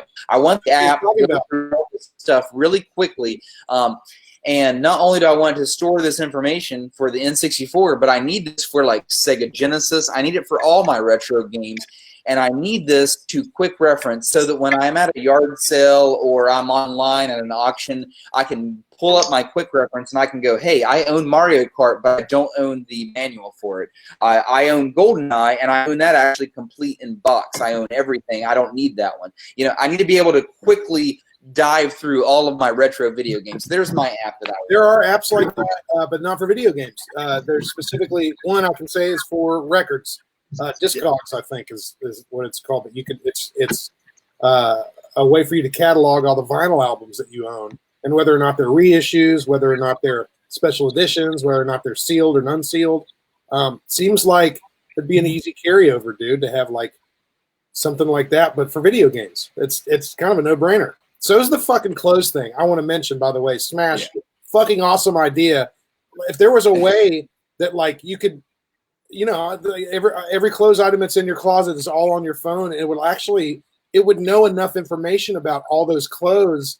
They would actually be able to like create outfits for you. You wouldn't have to think about it. That's a fucking great idea. Just open the app up and hit the random button, hit shuffle, and it wouldn't put this nasty pea green color with this bright pink or something, because that does clash. But that's a pretty good idea. Okay, I've got an idea. Gracie's got one. Go for it. You have a smart closet that stores all of your clothes, and it's got this screen, and you just swipe. You have sections like dresses, shirts, pants, shorts, skirts, whatever. Or you can have an outfit section, and you just swipe, and you tap which one you want, and your closet just spits it out at you. And then next thing you know, Matt's smart lawnmower comes in and runs your clothes over and your dog along the way in the closet. Very true. Speaking of the mower, Matt, I did want to ask you, talking more about that stuff. That particular mower, and I know you're still listening because you just walked off. You could, or not. It's good. I think he left. Here, I'm just making sure we have power. I don't want to disappear completely on you. Okay. Does the mower, is it controlled via app? Is there an app that comes with that mower, and does it actually tell you like what is happening, what the progress is, things like that? I mean, I'm assuming, like you said, geofencing is a part of it. Like the mower is only going to be in this part of the yard, and only works. Grass is 75% mowed. Yeah, I mean, is there an app like that? Is there an app for that mower? Is what I'm asking. Yes, there is an app. Are you about to show it? Or? Yeah, I am. Okay, cool. Yeah, I'm logging off of a customer's mower. Oh. So like I'm right on my app, and I literally have been controlling a customer's mower, and it's over 100 miles away from me right now. And I can tell you down to inches where that mower is, how high it's cutting. I can tell you anything about it. And the progress of the yard, say, like, does it actually tell you, like, will it send you a notification to your phone saying, like, your yard is complete, master? So these mowers work different than a traditional mower. What they do is they maintain a perfectly cut yard. So the grass, every time you visually look at it, it's always perfectly cut. Wow. So yeah, it's a little bit different in that aspect. But like I'm gonna log in, I'll show you my map. As long as it's actually been running, which I doubt it's been running recently, you'll actually be able to see where it's been in the yard. Wow, that's crazy. It'll actually tell you the location of it in your actual yard. Oh yeah, and it'll tell me it's like where it's been. So let's do yeah. So like you see the lines, yeah, and then you can actually see my mower parked right there at the side of the house. That is wild. So yeah, this one is on 1.5 acres of grass. So that is that the path of the mower?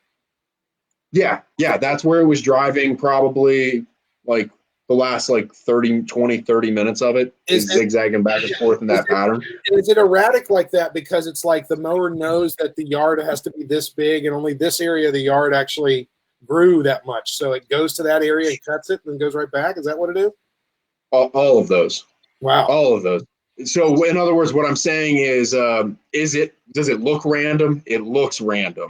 We did tests from 2000 to 2005 to find the perfect pattern. The perfect pattern isn't a pattern. It is to randomize it a little bit.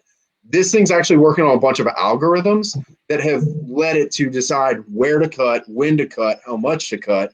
But it also has a little bit of an algorithm that will tell it to go out and buzz just one little spot. So you guys know how you have that spot of your yard that grows a little faster because it has more moisture? Yeah.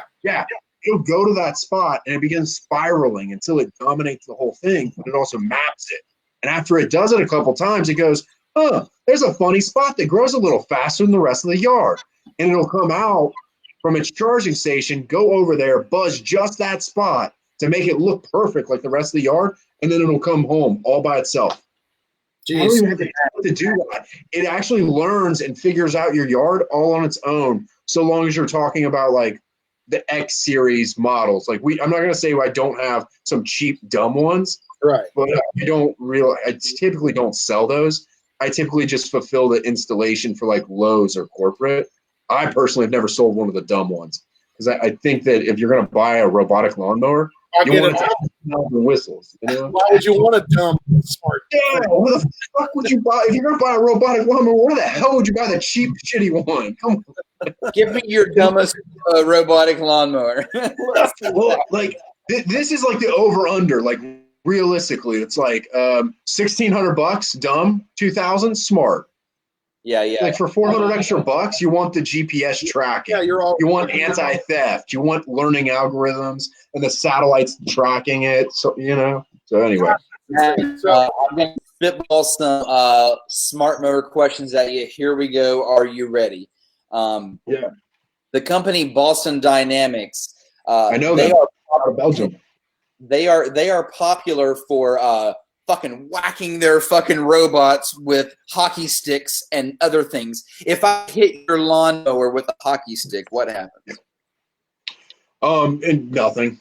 Like you might find like a little spot, but honestly, if I hit it with a hockey stick, nothing's gonna happen. You're not gonna break it with a hockey stick. Metal baseball bat, and like I'm 6'2", 220, 230. If I hit it with a metal baseball bat, I might get some plastic to break off, but they're actually built pretty good. But you were talking about Bell Robotics out of Belgium. That's actually a company I know. You know they actually have robotic lawnmowers, right? No, I they actually, yeah. So they called Big Mo. Oh. They have two variations. One of them is called Big Mo. So Bell Robotics actually got bought out though by a Japanese company. Don't ask me how to say it, Yakamoto or whatever. And then they did a deal here in the United States with Echo. Like Echo weed whackers, chainsaws. Okay. And so they sell Big Mo through the Echo brand. It's just branded different in different colors. I actually nearly did a deal with them because I like Big Mo. This is the problem currently that Echo has in the United States. They don't have a supply chain. Oh, So, like, if something breaks, you're fucked because all the parts are being manufactured by Bell Robotics, and they just don't have any extra parts here. wow. Wow. And it's more expensive.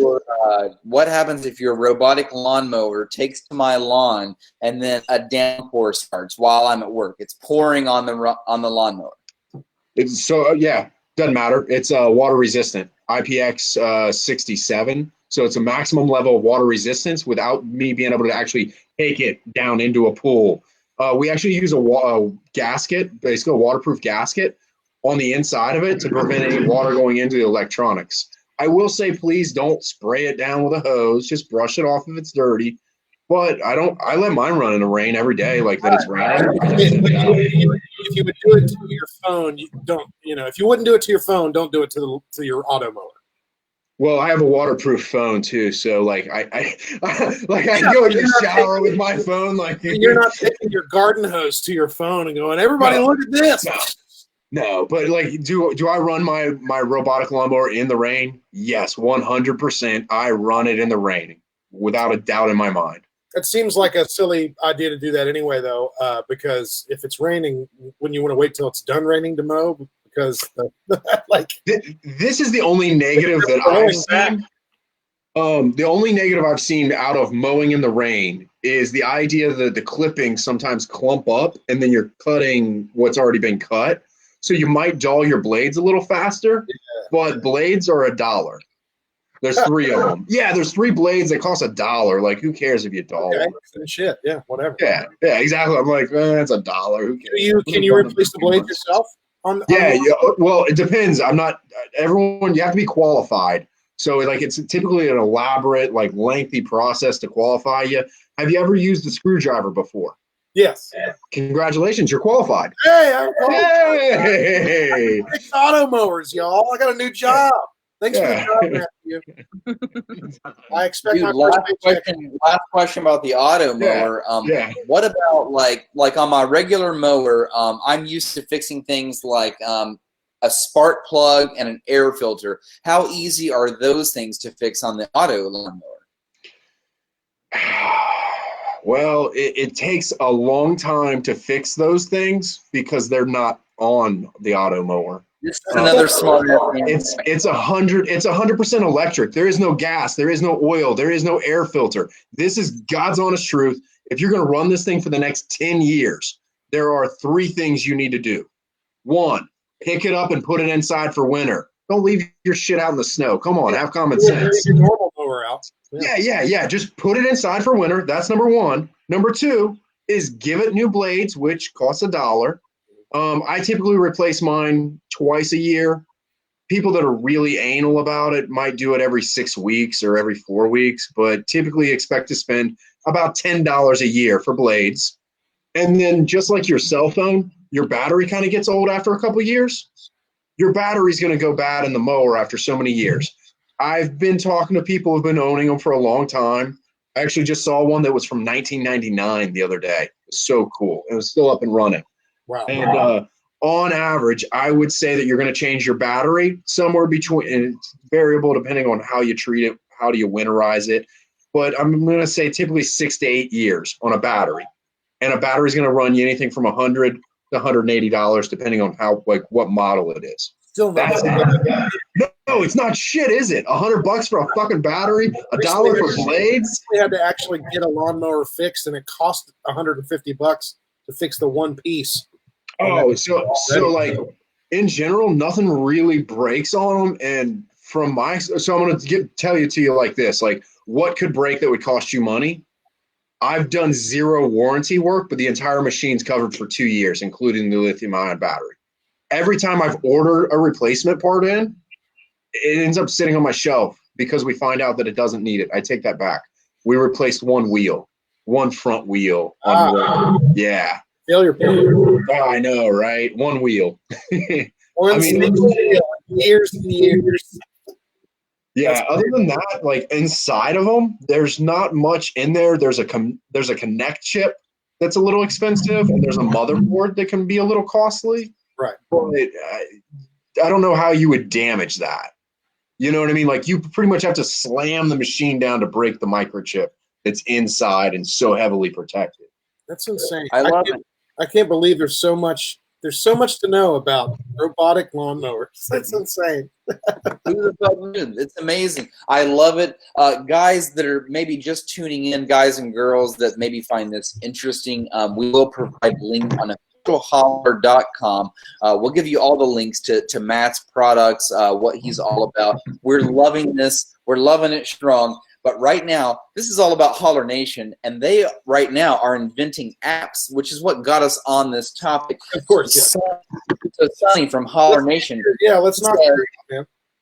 Yeah, he says, this is Sonny from Holler Nation. He says he wants to invent an app that is a bourbon locator. It tells you when a certain bourbon hits the shelf, and it gives you the price of the bourbon. That's a great app. I'm all about this. It's kind of like a gas app, but it's a bourbon app, you know? I like that. That's a good idea. I like bourbon. Mike Perry entered the chat. Mike says he wants an app he can run a pick through, and it strips all the filters off of picks. So if he's been sent a picture from somebody, he can strip those filters off, see what it's all about. I like that idea. Mm-hmm. See the real defiltering app. Photo defiltering app. Jen Donovan has entered the chat. She says she wants a breathalyzer app, and you know what? That exists, and I knew Matt's going to say that as well. That definitely exists. I have taken the test on the breathalyzer app, and there are videos to prove it. It's a fun app, as a matter of fact. Yeah, we were supposed to do that on our show sets at one point. Did we ever do that? No. Okay, we're going to end up doing that. We do that. And I think the whole point is to try to get as drunk as we can on the show, so that we can see how we can get our scores together. All right. Corey, aka Megatron 483, he says he wants a COVID-19 beer chugging app. So our sponsors, he would like them to have their own app. So there's your idea, sponsors. Corey would download it if you had it. I'll see what I can do about that. Yeah, there you go. And let's see if we've got one more. This one's from Nikki. She says she would like an app that allows you to pay someone, it's less than your salary, to do your job for you. So the caveat is they have to be qualified for whatever the said job is. I think that does exist. Yeah, it's just called hiring a new person and giving them less money. Yeah, like a foreign exchange worker. Capitalism is what it's called. Yeah, pretty much. Like, I'm pretty sure actually Disney did that. Disney got sued for doing that because they brought in a bunch of foreign engineers that were qualified and then had the previous engineers train their own replacements. Oh, that's so weird. Matt, it's actually illegal. Matt, I've got a story for you, and I don't care how much of a piece of shit or asshole this makes me sound like, because it was the young me. It was young Brian, and I don't care. So here we go. Okay. Here's my story. You're going to like this for a couple of reasons, because A, it's about capitalism and money, and B, it's about mowing lawns. That's the two things that you're all about. So here we go. My dad, when I was a teenager, he sets me down. He says, "Son, I'm going to need you to mow this lawn." And our lawn is like this ridiculous lawn. It's like a mountainside. I'm not kidding. Like we have like acres of like forest, and it's like not a regular flat lawn. I had a couple problems with this. First of all, I wanted no part of mowing the grass. And secondly, like, fuck that grass. That's an insane amount of grass. I'm trying to like go play sports and do teenager stuff. Why are you bothering my life with this, Dad? Why are you trying to ruin my life? So my dad one day sets me down after trying this for like multiple times. He's like, "No, today's the day. Fuck it. You're mowing the grass. You're weed eating. Here's what's up." So he sticks a weed eater in my hands, sends me outside to weed eat. And I'm mad. So I start banging the weed eater against the lawn. And he's like, "What the fuck, dude? Like, seriously, just fucking mow the grass. What are you doing?" So my dad, being the gracious man that he is, he gives me one final chance to mow the lawn. So He goes to work. This is in the teenager days of like, I'm in like 8th grade, 9th grade. Okay. So I'm at home during the summer, and my dad leaves me this note with money on the table. And he says, son, here's your money to mow the lawn. And he gives me this stack of money. We'll call it $40. Okay. So he leaves me $40 on the table, says, mow the lawn. I want it mowed by the time I get back home. You've got all fucking day. Go for it. So I call up a couple of hardworking friends that I know that I have that love to mow lawns. They love to work hard. And I'm only 14 years old at this point, by the way. I'm in 8th grade. And I call up my buddies, and I'm like, you guys like to cut grass, right? You like to make money? They're like, yeah, we're all about it. And I said, hey, here's what's up. I will give you guys $30 if you'll come here and mow this lawn. And they were like, yeah, we're all about it. So they come and they mow my grass for $30. So my dad pulls up, and I'm sitting at home. I'm kicked back, and I'm just watching TV. And my dad pulls up. My friends are mowing the lawn. He's like, what the fuck's going on out here? And I'm like, oh, I hired my buddies to mow the lawn. He's like, what's going on? And then I explained to him, I'm like, well, I made $10 because I hired my buddies for $30 to mow the lawn. He's like, that's my fucking $10. This is bullshit. But he learned in that moment. He's like, all right, I'm not going to try to outsmart Brian when it comes to this stuff because he's just going to fucking like undercut me or whatever. So there's my lawn mowing story. My dad once paid me $40 to mow the lawn. I paid my friends $30 and I pocketed $10. That's what happened. I like it. Your dad let you keep that $10? I don't know. We argued about it. I don't know what happened. I mean, like, more than likely, I love envisioning too, like in your young brain, you're like, what's the issue? Yeah. I mean, it's a smart idea. It's all getting done. They said it was cool for that. I mean, I get to keep the $10, whatever. You told me just get it done. I got it done. What's the issue? If only we could have automated lawnmowers back then. Hey, fuck it. There's a question. Where the hell would my automated lawnmower go if I have a yard that has like forests and stuff? I guess I set the geofence so that it doesn't just take off into the forest and it's gone forever. Is that what I do?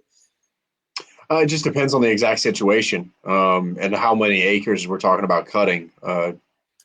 There's multiple variables when it comes down to things like that. I'm sure, yeah. Jeez, lawnmowers, y'all. Brian? Do you have any more answers? By the way, let's go ahead and knock all those out because we're getting to the end here. We're going to scoot over to a new segment. Yeah, no, that's everything for my answers. So it is time. I got a couple more on my side where I was saying if you're a multimillionaire, you get $1 million to a cause. What would it be and why? I got just two real quick that I'm going to launch, and then we're going to scoot on to hollering at a lawyer, and then we're going to get out of this damn show. Yeah, that sounds good. Brandon says he does what Nikki was talking about. Freelancer.com. He pays a guy overseas to do his work a couple times. Yep. It's kind of fucking smart. I mean, it's the same idea as Brian's lawnmower story. Yeah, we just up and then went to freelancer.com. That's what we did. All right, this first snap I'm going to play here. $1 million to charity. This is going to be from Cody. You can snap him at Cody's source. Let's see what he has to say. Cody, what's up? If I could donate $1 million to anything, it would probably be to like either a cure for this fucking virus or to go towards a relief fund for musicians that are out of work right now because we're all struggling. Music cares, brother. Music cares. I'm telling you. They're doing that right now. Actually, Spotify just gave Music Cares $1 million to help musicians. They're currently not being able to work. You think about that. You can't go to a show. How do you do a socially distant show? Well, you can really just do live streaming. It's about it. I don't think it's going to happen all year, man. It's going to be crazy. People are not going to be able to stay 6 feet apart at a rock concert. You know, it doesn't work. Mountain Dew. This. One feeling that set my mouth on fire, and I had a. Okay. This is the last one here, and this one comes from Adam, who actually hit you up earlier, Brian. Let's see what his answer is. What's your charity, dog? So I'm going to have two. One for myself and one for my beautiful girlfriend right after this. So I'm going to have two. One for myself and one for my beautiful girlfriend right after this. We heard that. I would donate, you just said to a cause. You didn't necessarily say to a specific foundation. Yeah. My cause would be I would donate money to purchase instruments for schools to keep music in schools. To keep teaching kids how to read music. It's a good reason he's a friend of ours. And hopefully that'll make them want to pick up a guitar and learn some punk rock songs. So if I was a multimillionaire and I could donate oodles of money to a cause or foundation of my choosing, I would choose Heart Support. I'm really down with their cause. They use music as a form of connecting with people. They set up booths at like Warped Tour and things like that. They help people that have, suicidal tendencies, with mental health issues, with addiction problems. And it's just really cool how they go about helping people. And so they need all the help they can get. Wonderful. Fantastic answers from a bunch of fantastic people out there at Holler Nation. Thank you for your contributions. Hey, JD, I'll tell you this, man. I think something that the whole COVID pandemic has shown us, I thought this was to be true, and now I know it's true. There's a lot of really great people out there, and when you give them money, like some people, they earn this COVID check, and they're still working. They don't need the COVID check, and it didn't affect them in any way. They were the lucky ones. Those people donated to a great cause, or they helped fellow servers out, barbers and beauticians, nail techs, all these things. There's a lot of great people out there, and I think a lot of times people get caught up in all the negativity of the world. They say, all these, fuck these people for buying this or buying that. And the truth is, man, like 70% of the world is really great people. It's just that 30% that's like fucked up people. You're never going to help that. You're never going to help those 30%. 70% is really great people, and that's fucking awesome, dude. Mm-hmm. Speaking of awesome, and speaking of giving to good causes, 3 little things right here I wanted to throw out there near the end of this show before we move on to Holler and a Lawyer. Number one, again, a few weeks back, before times, what we were calling it, in the before times, BCV, I guess, before coronavirus.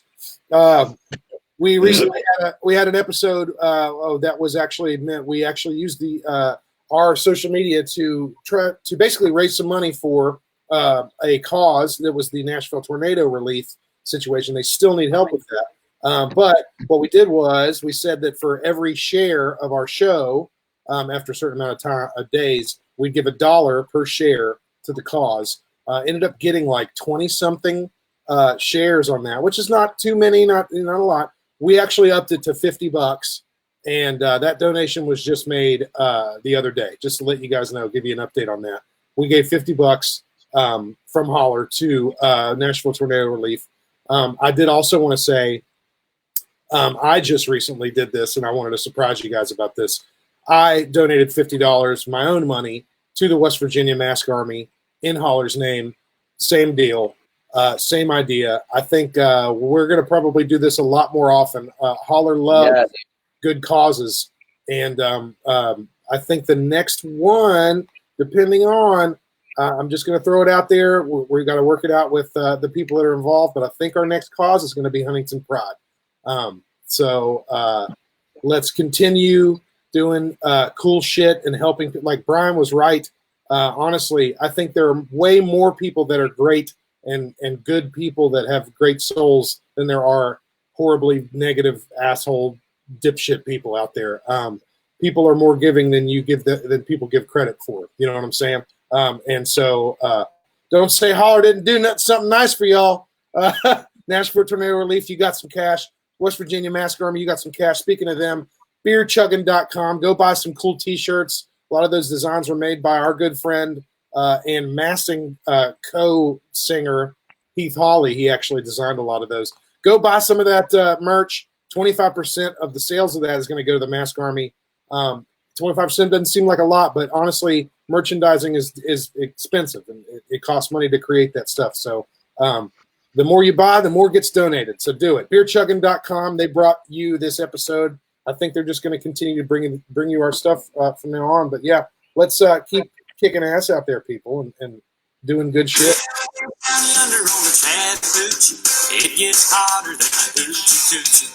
All right, guys. Let's move on, baby. It's time to holler at a lawyer. Gracie, we're still going to hear you, but you're going to disappear from the screen for a second, so you can still I'm walking come. away. Do your thing. Anyway, Okay, see you Guys, later. that's saying, Take a pee. if you have a legal question, now is the time to bring this up. The information provided on this podcast is not intended to constitute legal advice and is provided for entertainment purposes only. Because information provided on this podcast is prepared for a general audience without investigation into the facts of each particular case, no podcast should be taken as legal advice, as the information is not intended to create an attorney-client relationship of any form. We repeat, this is not your attorney. It's time to holler at a lawyer. Our good buddy Cole is in the place to be. What's up, Cole? How you doing, bro? What's going on, guys? How's everybody doing? Well, you know, Dreams, baby. we're talking to a lawyer. We need advice. We need some advice. I'm not your lawyer. I found a weird. You know he's a real lawyer when he wears a George Washington wig. That's a fact. I found a. Okay, I got first questions. Me. I found a weird red spot down there. No, lawyer, not medical doctor. Oh, my Not bad. doctor, lawyer. I mixed it up. I forgot which one of those were that stuff. I actually do have a question that pertains both to. By the way, Matthew, this is Cole. Cole, this is Matthew. Hey. I had a weird, interesting little question about what is the liability situation if an accident occurs with an auto mower? You know, an automatic lawnmower. Say it is. I'll give you an example because you know everything is case by case basis. But say say you got your auto mower out there. It's taking care of the lawn, but one of your neighbor's shitty dogs ends up breaking into your yard, and the mower actually gets that dog. You know, like gets its leg or something and messes it up. Is your neighbor liable? Are you liable for what happened with that mower? Is the company that makes the mowers, are they liable about it? Like, is the There's like 5 different answers to that. First, it depends on your jurisdiction. If you're a comparative or contributory negligence jurisdiction, and which means contributory negligence or negligent. How do you say that word again? What is it? Contributory or comparative negligence. Yes. That means if you contributed to the act in question, like Right. Okay. So if for example in a contributory negligent jurisdiction, if you are even remotely negligent, then you're barred from suing. Okay. Comparative is just basically how much you are responsible. How responsible you really are for it. Okay. Right. But this is more of a products liability type situation. So it basically depends on, was the product made as safely as possible? Was this something that was foreseeable? Did they take steps to prevent this from happening?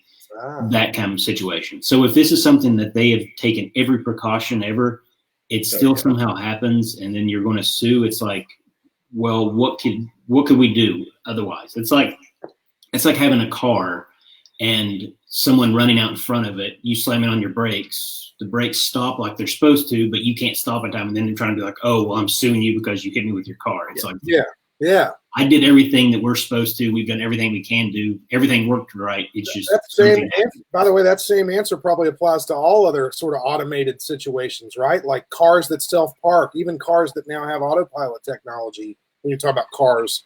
But yeah, even a Roomba running over your toe, or your friend comes over. Your friend comes over to hang out with you, and the Roomba's out doing a thing, and it runs over your toe and rips off your toenail. Can your friend sue you for that Roomba? I mean, you can sue anyone for anything. Yeah. Nothing's going to stop you from doing that. It's if you win or not. That's what matters. Exactly. Yep. All right. Well, there you go. First question out of the gates there. Smash says, Cole, you're looking like G-dubs. Damn right. Cole, I do have a question from the audience for you. Let me get this thing set up here. We've got someone that says, do people who put this profile doesn't reflect the views of my employer in their social media profile, does that really matter? Does that make a difference or not? Hey, JD, does this sound a lot familiar with the I do not own the rights to this music? I'm so sick of reading that on Facebook. Yeah, I would figure it's about the same answer, isn't it? That's basically being like, what I'm putting on this web page does not go against my employer. I hate my fucking employer. I hope they all die. This is not about my employer, though. They can't do anything about this. This does not express their opinion. No, anything you put up there can be used against. Like you could go on a sexist, racist, any kind of rant, and your employer can be like, "We're firing you because you're throwing it out there." Exactly. Yeah. It's no longer just you being yourself. Like you represent your company. Even when you're not working for them, you represent your company. Matthew, this goes back to what we were saying. If you can look at the selfie camera or a mirror and ask the question, should I be actually saying this or posting this or doing this? If you have to ask yourself the question, the answer probably is no. Yeah, exactly. Simple life advice right there. There you go. And would you say that that's pretty good non-legally binding advice, Cole? Yeah, I figured as such. Okay. Any other questions for this lawyer here? Well, I've got one right out of the gates here. We'll stick with Matt's automated lawnmower. We're back at that. Here we go. Cool. So my automated lawnmower that I've bought from some guy, it's mowing my lawn, and I swear to God, I've set the perimeters. I've set them. But for some reason, it goes outside my perimeters. I can't explain it, even though I can prove that I've set them. It goes outside my perimeters, and it mows over my neighbor's very nice flowers. They're so expensive. Those flowers cost $1,000. And now that neighbor, they Facebook messaged me. They told me to go eat a dick because I mowed their fucking $1,000 flowers. Am I liable for this if I can prove that I've set my geofence? Is it the company? What happens here, dude? I actually know this one. Hell yeah. That one. There you go. Yeah, let's talk to him about it. So when it comes down to the company versus the person's liable, and then when it comes down to past that, I'm going to divert it over to your lawyer for the final answer. But when it comes down to like our user agreement and how the machine actually functions, the user agreement's going to say that we're not liable in arbitration of all claims. Common stuff for a Fortune 100 company that manufactures these things, right? They're a 300-year-old company. They're not new at writing contracts. Yeah. When it comes down to its functionality, actually, it's impossible for it to work outside of its working area. It's one of its functions that we've designed, or not me, but that they have designed into it. So if you were to be brought out of its working area, by default, it automatically shuts off. It just shuts down. Right? It's a built-in failsafe. Yeah. So like if I take my foot and I kick it past its boundary line, automatically turns off. We use an underground wire on many of them too. And on that system, if the underground wire is cut, it automatically shuts off too. Yeah. So by default, like if you pick it up, it cuts off. If it leaves the working area, it cuts off. If any part of the system fails, it turns off. So it couldn't go rogue and go cut the neighbor stuff. But past that, it's going to come down to like the user agreement. And in the user agreement, it states certain things have to be set up in certain ways. And if you choose not to do those, then it's on you. And probably in the end, it's going to come down to an arbitration of all claims, in which case they're going to say, yeah, come sue us. Wherever they say that you have to sue them. There you go. Yeah, Cole, does that back up? I mean, does that he makes two really good points there. One is no one does this, but you should probably read your user agreements. Yeah. I know they're like 50,000 pages, but you should probably read them. Second thing is these big corporations, as Matt will attest to, they're really good about if anything goes wrong, they're going to be like, let me see your service records. I want to make sure that you kept this thing serviced the way you're supposed to in your user agreement. Yeah. Oh, you've had this lawnmower for 2 years and you've done nothing to it. Yeah, you voided the service agreement. So now anything that happens isn't on us. Yeah. I've seen one ever go mildly rogue. It wasn't outside the working area. It was inside the working area. This is what it did, is it drove out of the yard, over the sidewalk, and into a swimming pool. That's a suicide. He was done. He was tired of life. Yeah, he was. And what's funny is we actually like brought him back, did a bunch of tests, like studied him a little bit. Because why did he go past his working boundary limit? why, like he can roll past it and out of bounds or something like that, but it will turn off. How did he drive 3 feet across flat concrete and end up in a swimming pool? What's funny is we never could figure out why he did it.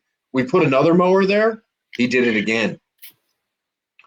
And we still to this day have no idea why. And it was not one of my mowers. So I didn't do the installation or anything like that. I was waiting for the other pin to drop, and you were going to say, well, we figured out there was just some random weirdo just came by and kicked it back. Honestly, like that's actually what we kind of think happened. We really do think that like one of his neighbors actually like came in because we can follow the order of operations for like sensors, and like both times it said lifted, which basically means somebody walked up and tried picking it up. Right. And then the next thing we know is hours later, we're finding it in a swimming pool. So we kind of think one of his neighbors might be a landscaper, and he's angry that we're stealing his business, that we're 50 to 80% less expensive than him. There was actually a post recently in our live chat here about that with somebody who actually is a landscaper saying, what happens when my, say the government deems my business non-essential, and I can't go out there and do that. I mean, like, I will say automation's always been, I think, an issue people have to think about when it comes to like replacing people's jobs. You have to be prepared for that to happen. I mean, that's gone on since even before the Industrial Revolution. Yes, getting replaced by automation. It's just bound to happen. And I think the real total blanket answer to that, and you guys probably back it up, is human innovation. Just learn a new trade. You're gonna have to figure something else out. Sorry, buddy. This is actually something I've put a lot of thought into, because flat out, I do, like when I walk onto a commercial job site and I place a bid in and we look at like a 10-year window, let alone a 15-year window, I'm 50 to 80% less expensive than the landscaper. And it is what it is. Like I used to try to work with them, and I still will if one of them wants to work with me. I'll teach them how to maintain the system. That way they can keep their customers and keep money coming in. And I'll teach them how to sell and so on and so forth. But what I find is most of the time they refuse to work with me. And then the next time I see them, I've already taken like 50% of their business from them. And they throw your mower in. Well, it won't matter because it's got a 2-year warranty, and they can't steal it because it has anti-theft. I feel bad. It is a real thing. It's like I've actually had landscapers come up to me. I had one guy come up to me and he said, you just took 80% of my business with that one client. He goes, I'm out of business. I don't know how to pay my bills. And the sad truth, and I hate to say this, I was an asshole that day, but I actually replied back something along the lines of, hey, I approached you 6 months ago and asked you to work with me. You're the one who told me it's a robot, it'll never work. Yeah. And now I own 80% of your clients in one fell swoop. And I'll tell you what, I will refer back to Elon Musk right here. I've listened to a few podcasts of his, and he made it very clear that, like, his Tesla, for example, even though it's a self-driving car, and even though machines are going to self-do things, it takes X amount of people to create these machines to keep them up. And so he was saying, like, I'm actually producing thousands of jobs. What you're not realizing, I'm producing thousands, if not 1 million jobs. And, that's something to always keep in mind. Even though I think humans, we always have this idea in the back of our head. We're like, your fucking lawnmower, man, it's going to ex machina us. It's going to trick us. It's going to try to take over. I had a wonderful conversation the other day with a director who's in charge of multiple parks. And he's probably managing like 8,000 acres. And one of his questions was, he has a staff of 42 guys that they only cut grass. And we're talking about replacing all of them. And he wanted to know, like, is this going to replace my guys? How many do I need to hang on to maintain it? And I told him, actually, you don't have to fire any of your people. I said, this is going to be a whole revolution in the way that you get to manage your parks. Instead of wasting money and gas cutting grass, I said all 42 of them, well, let's say 2 of them maintain the system. Now you have 40 guys that can hand carve wooden benches, custom build fountains. And all of a sudden that day, I had a little bit of a revolution that we're going to head for an arts revolution here in the United States, if not the world, with the amount of free time that we have. It's already kind of happening during this quarantine, actually, too. We're seeing a whole new way of art and music and things like that, and how it's being expressed and how it's being consumed by people. Same way for you, man. Like literally, that's gonna allow people in that trade to. It gives them an opportunity. Hey, you know what? Look at it as a positive thing. Yes. You maybe learn some new skills and end up becoming a better person at the end of it. Or they can take them skills that they learned when they were younger and start applying it to build all kinds of new and crazy things that they've never thought of. Yeah. But honestly, hey, is it Cole? Is it Cole, the lawyer? Mm-hmm. Cole, the lawyer. Hey, what do I do about my unpaid speeding tickets that I don't even know where they go? I can't find them. Just don't worry about paying them. They'll find you. Good. They'll find you. They'll Find you, and then when they put you in jail, you can be like, "Man, I wish I would have found those after all." No, you know what's funny is I've legitimately called those townships. There's actually two of them. One over in the dark state of Indiana. You don't go there. Never go to that state ever. Lying. They would welcome Matt at every highway door. It's called a state highway patrolman ready to pull you over. But I got one over in Indiana and one in like Tremont, Ohio. I can't find them. I call those townships and they say they have no records of them. Hey Matt, if only there was an app to keep track of all these speeding tickets. You know what I'm saying? Which is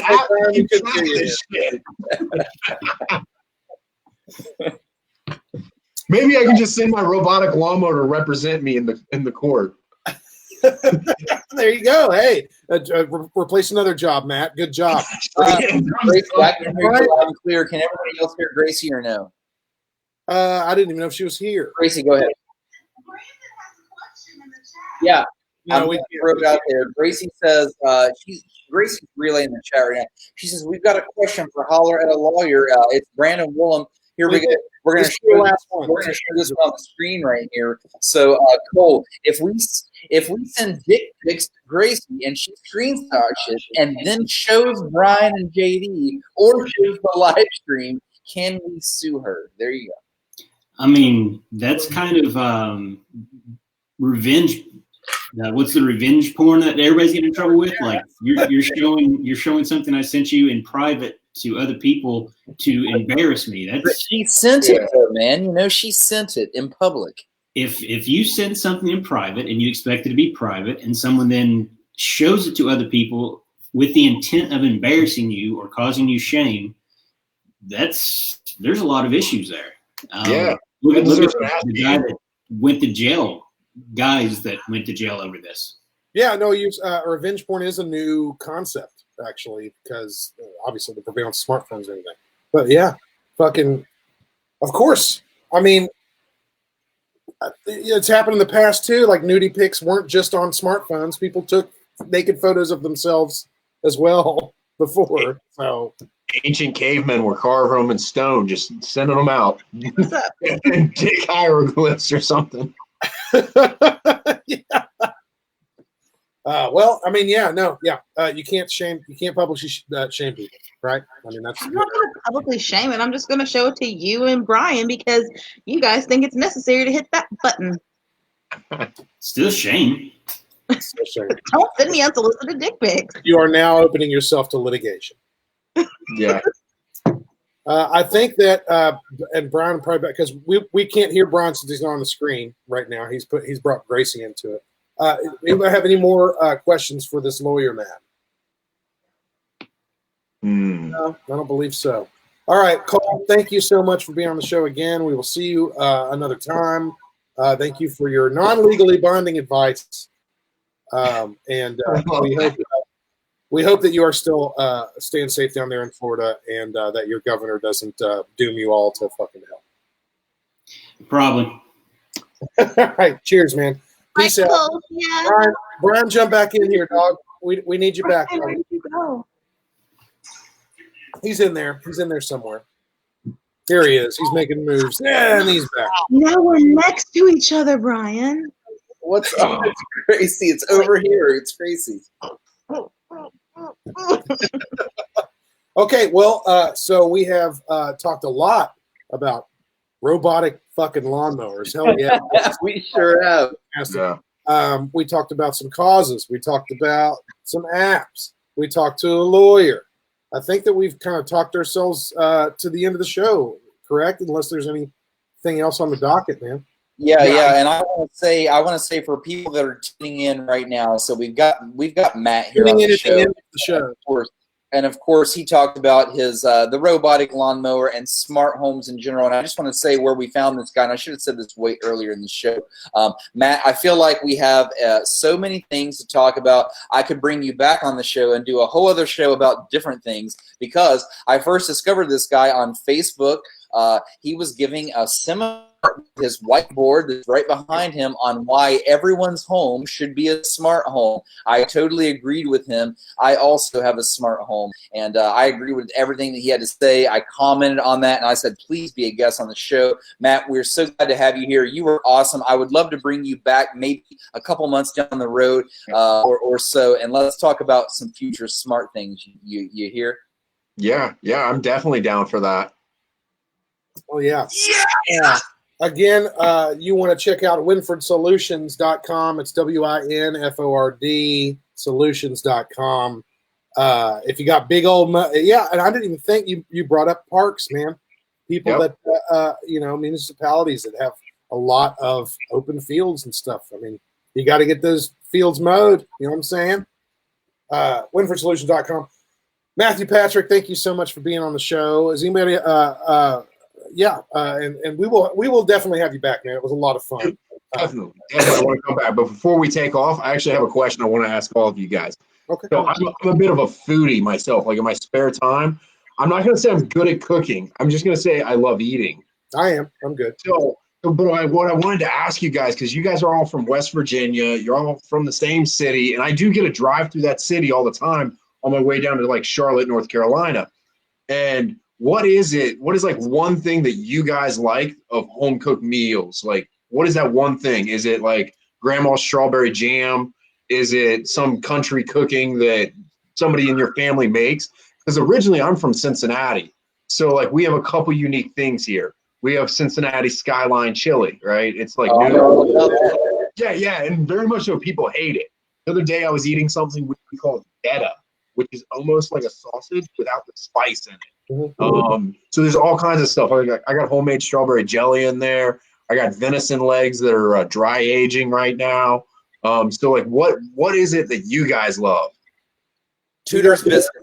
You gotta stop at Tudor's biscuits. So Tudor's biscuits? You not had it? It's a biscuit though, right? Oh, okay. So yeah. it is a Tudor's restaurant, locally based. They're throughout West Virginia. They're expanding, but you're going to find them all over in Huntington. And Tudor's thing is they make these fluffy, giant, delicious biscuits, and they smother them in melted cheese. Also, taters, fucking hash browns, bacon. They're going to smother them in everything that you want. My mouth is watering just thinking about it. You've got to stop at Tudor's Biscuits on your way through. Gracie, how about you? What's your answer to that? Yeah. Well, whenever he said something your family cooks, my Nana is the best cook I know, and she makes baked steak and gravy with mashed potatoes. It's so good. So whenever you come in, I'll invite you to my Nana's house. And yeah. Baked steak, by the way, is lightly breaded. It's not only really breaded; it's more floured, and then it's actually roasted in the oven.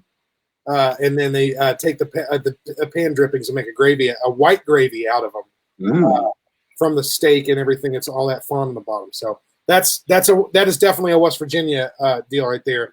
I was going to say biscuits and gravy that my mom makes because she doesn't make it with sausage. She makes it with bacon. But my actual answer is going to be the classic ass West Virginia dog. You got to get a Virginia hot dog. Now, West Virginia hot dog? Okay, so here's the deal. Like you said, Cincinnati. Skyline hot dogs are, standard buns with a hot dog covered in Skyline chili and then a shitload of cheese. Just a whole shitload of cheese. Well, that's kind of like a Coney Island dog or whatever you would call it. So West Virginia dog, first off, we don't put chili on our dogs. We put sauce on our dogs. We don't put chili on it's sauce. It's technically the same exact fucking thing, except we call it sauce. You take a dog, you smother it in chili sauce, onions, yellow mustard, French's specifically, and sweet coleslaw. Ooh. Those 4 ingredients are what goes on a classic West Virginia dog. There is actually a company. Well, it's not a company. It's like a little group. They call themselves the WV dog, or the West Virginia dog, and it's literally they're taking the classic West Virginia dog recipe and locally sourced every single ingredient. So even the sausage is made in West Virginia. The buns are baked in West Virginia with West Virginia flour. The chili is made from meat that's raised in West Virginia. The tomatoes in that chili are grown in West Virginia. Everything was grown, processed, created, and built and cooked in West Virginia. West Virginia's got a lot of pride in the state, man. But there it is. Tudor's biscuits, West Virginia dogs, and baked steak. I like it. I'm excited. Like that actually legitimately all 3 of those sound amazing and delicious. You might even be able to get baked steak at Tudor's. Shit, I can't. Really? Yeah, it's possible. But definitely Tudor's. That's the first place. Okay, I can do that. It's the hidden gem. I'm feeling it. I love it. Like I'm excited about it now. They are only open till 2 p.m. I want to let you know they're pretty much a breakfast spot, just to let you know. Okay. There's only one, I think. The one in Ashland's up until 7. Ain't the one in Barbersville's up until 7. There's at least one in cities that are open until later, but not all of them are.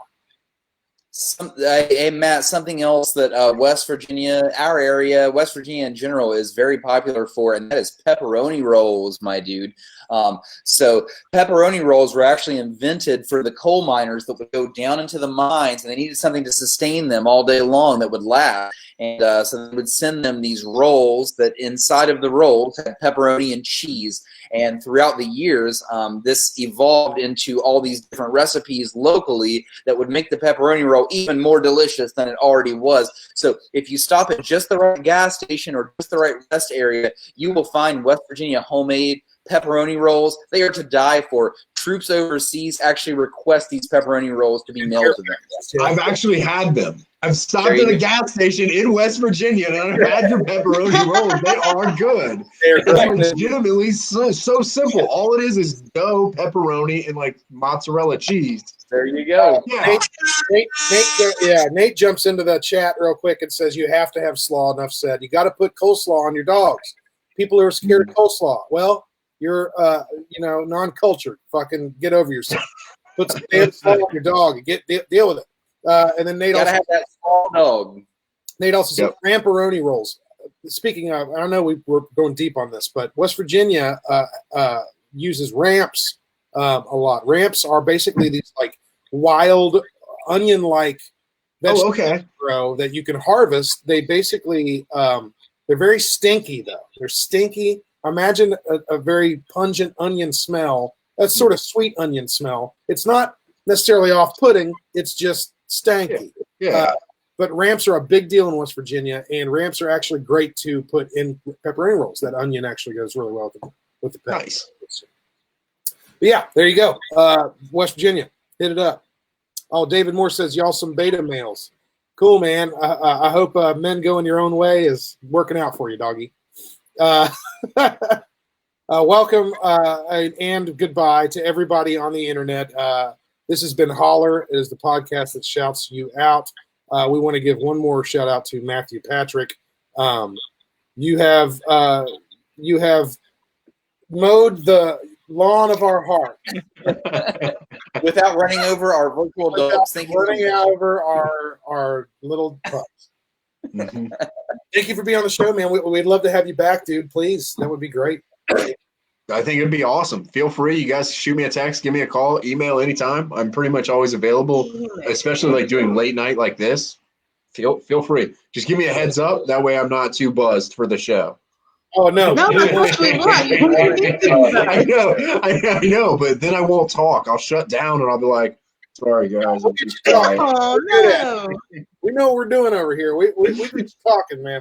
Matt, I believe one day I may buy a robot lawnmower off of you in the near future. Thank you so much for being on the show. If you want to go ahead and shout out maybe your website or where people can find your stuff, go for it. This is your chance, man. Go. Yeah, absolutely. So you can find our stuff at Winford Solutions, WINFORD Solutions.com. I will always tell people the way to get the best deal, though, is to just shoot me a text message. You can't miss my contact information. It's on Facebook, Instagram, Twitter, Tumblr, Yellow Pages, Yelp, our website. And if you just shoot me a text message or give me a call and we start a conversation about your property and what it needs, I can get you the best deal. So, and if you want somebody local, you guys actually have some people there locally with these, and I can put you in contact with those people as well. So whether you need an install or whether you like to install completely on your own, it's completely up to you. But it's so awesome coming on the podcast, and I can't wait till we get a chance to actually do this all in person, because I'm really excited to go out there and try like a baked steak, you know what I mean? And I want to bring you guys some food that I make and let you guys try that. So yeah, it's been awesome. Potluck, brother, for sure. Ooh. Yeah, thank you so much, Nicole. Holler at a Lawyer. This is Holler, the podcast that shouts you out. Thank you guys that have stuck with us this whole show. Hopefully learn something about smart homes, robotic lawnmowers, law, food in West Virginia, and other fucked up various things. Guys, is there anything else anyone wants to say before I fucking blast this soundboard? Yeah, blast it. Negative for the coronavirus. Take us out. Screw COVID-19. Guys, thank you so much for tuning in. Holler, the podcast that shouts you out. Matt, we're going to yell at you one day again in the near future. Yep. Thanks for hanging in with us. You were great guys. Guys, take care. Thanks, brother. This is for Rachel, you big fat white nasty smelling fat bitch. Yeah! Oh!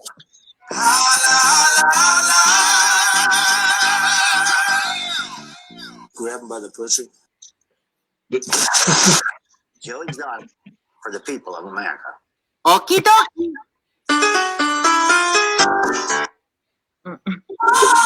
Boom shakalaka! I'm an Indian outlaw. Diabetes. It's Britney, bitch. Country road. Pickle.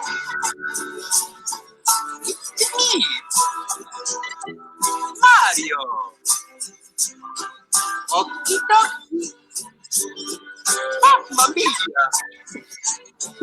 Here we go. Mario. Day. Well, way down yonder on the Chattahoochee. Titty sprinkles. It's been. I tried this one chili and it set my mouth on fire. And Guys, thank you so much for tuning in at Holler for this. Right. Thank you so much. Thank you very much. We'll see y'all later on the internet. Peace. Yeah.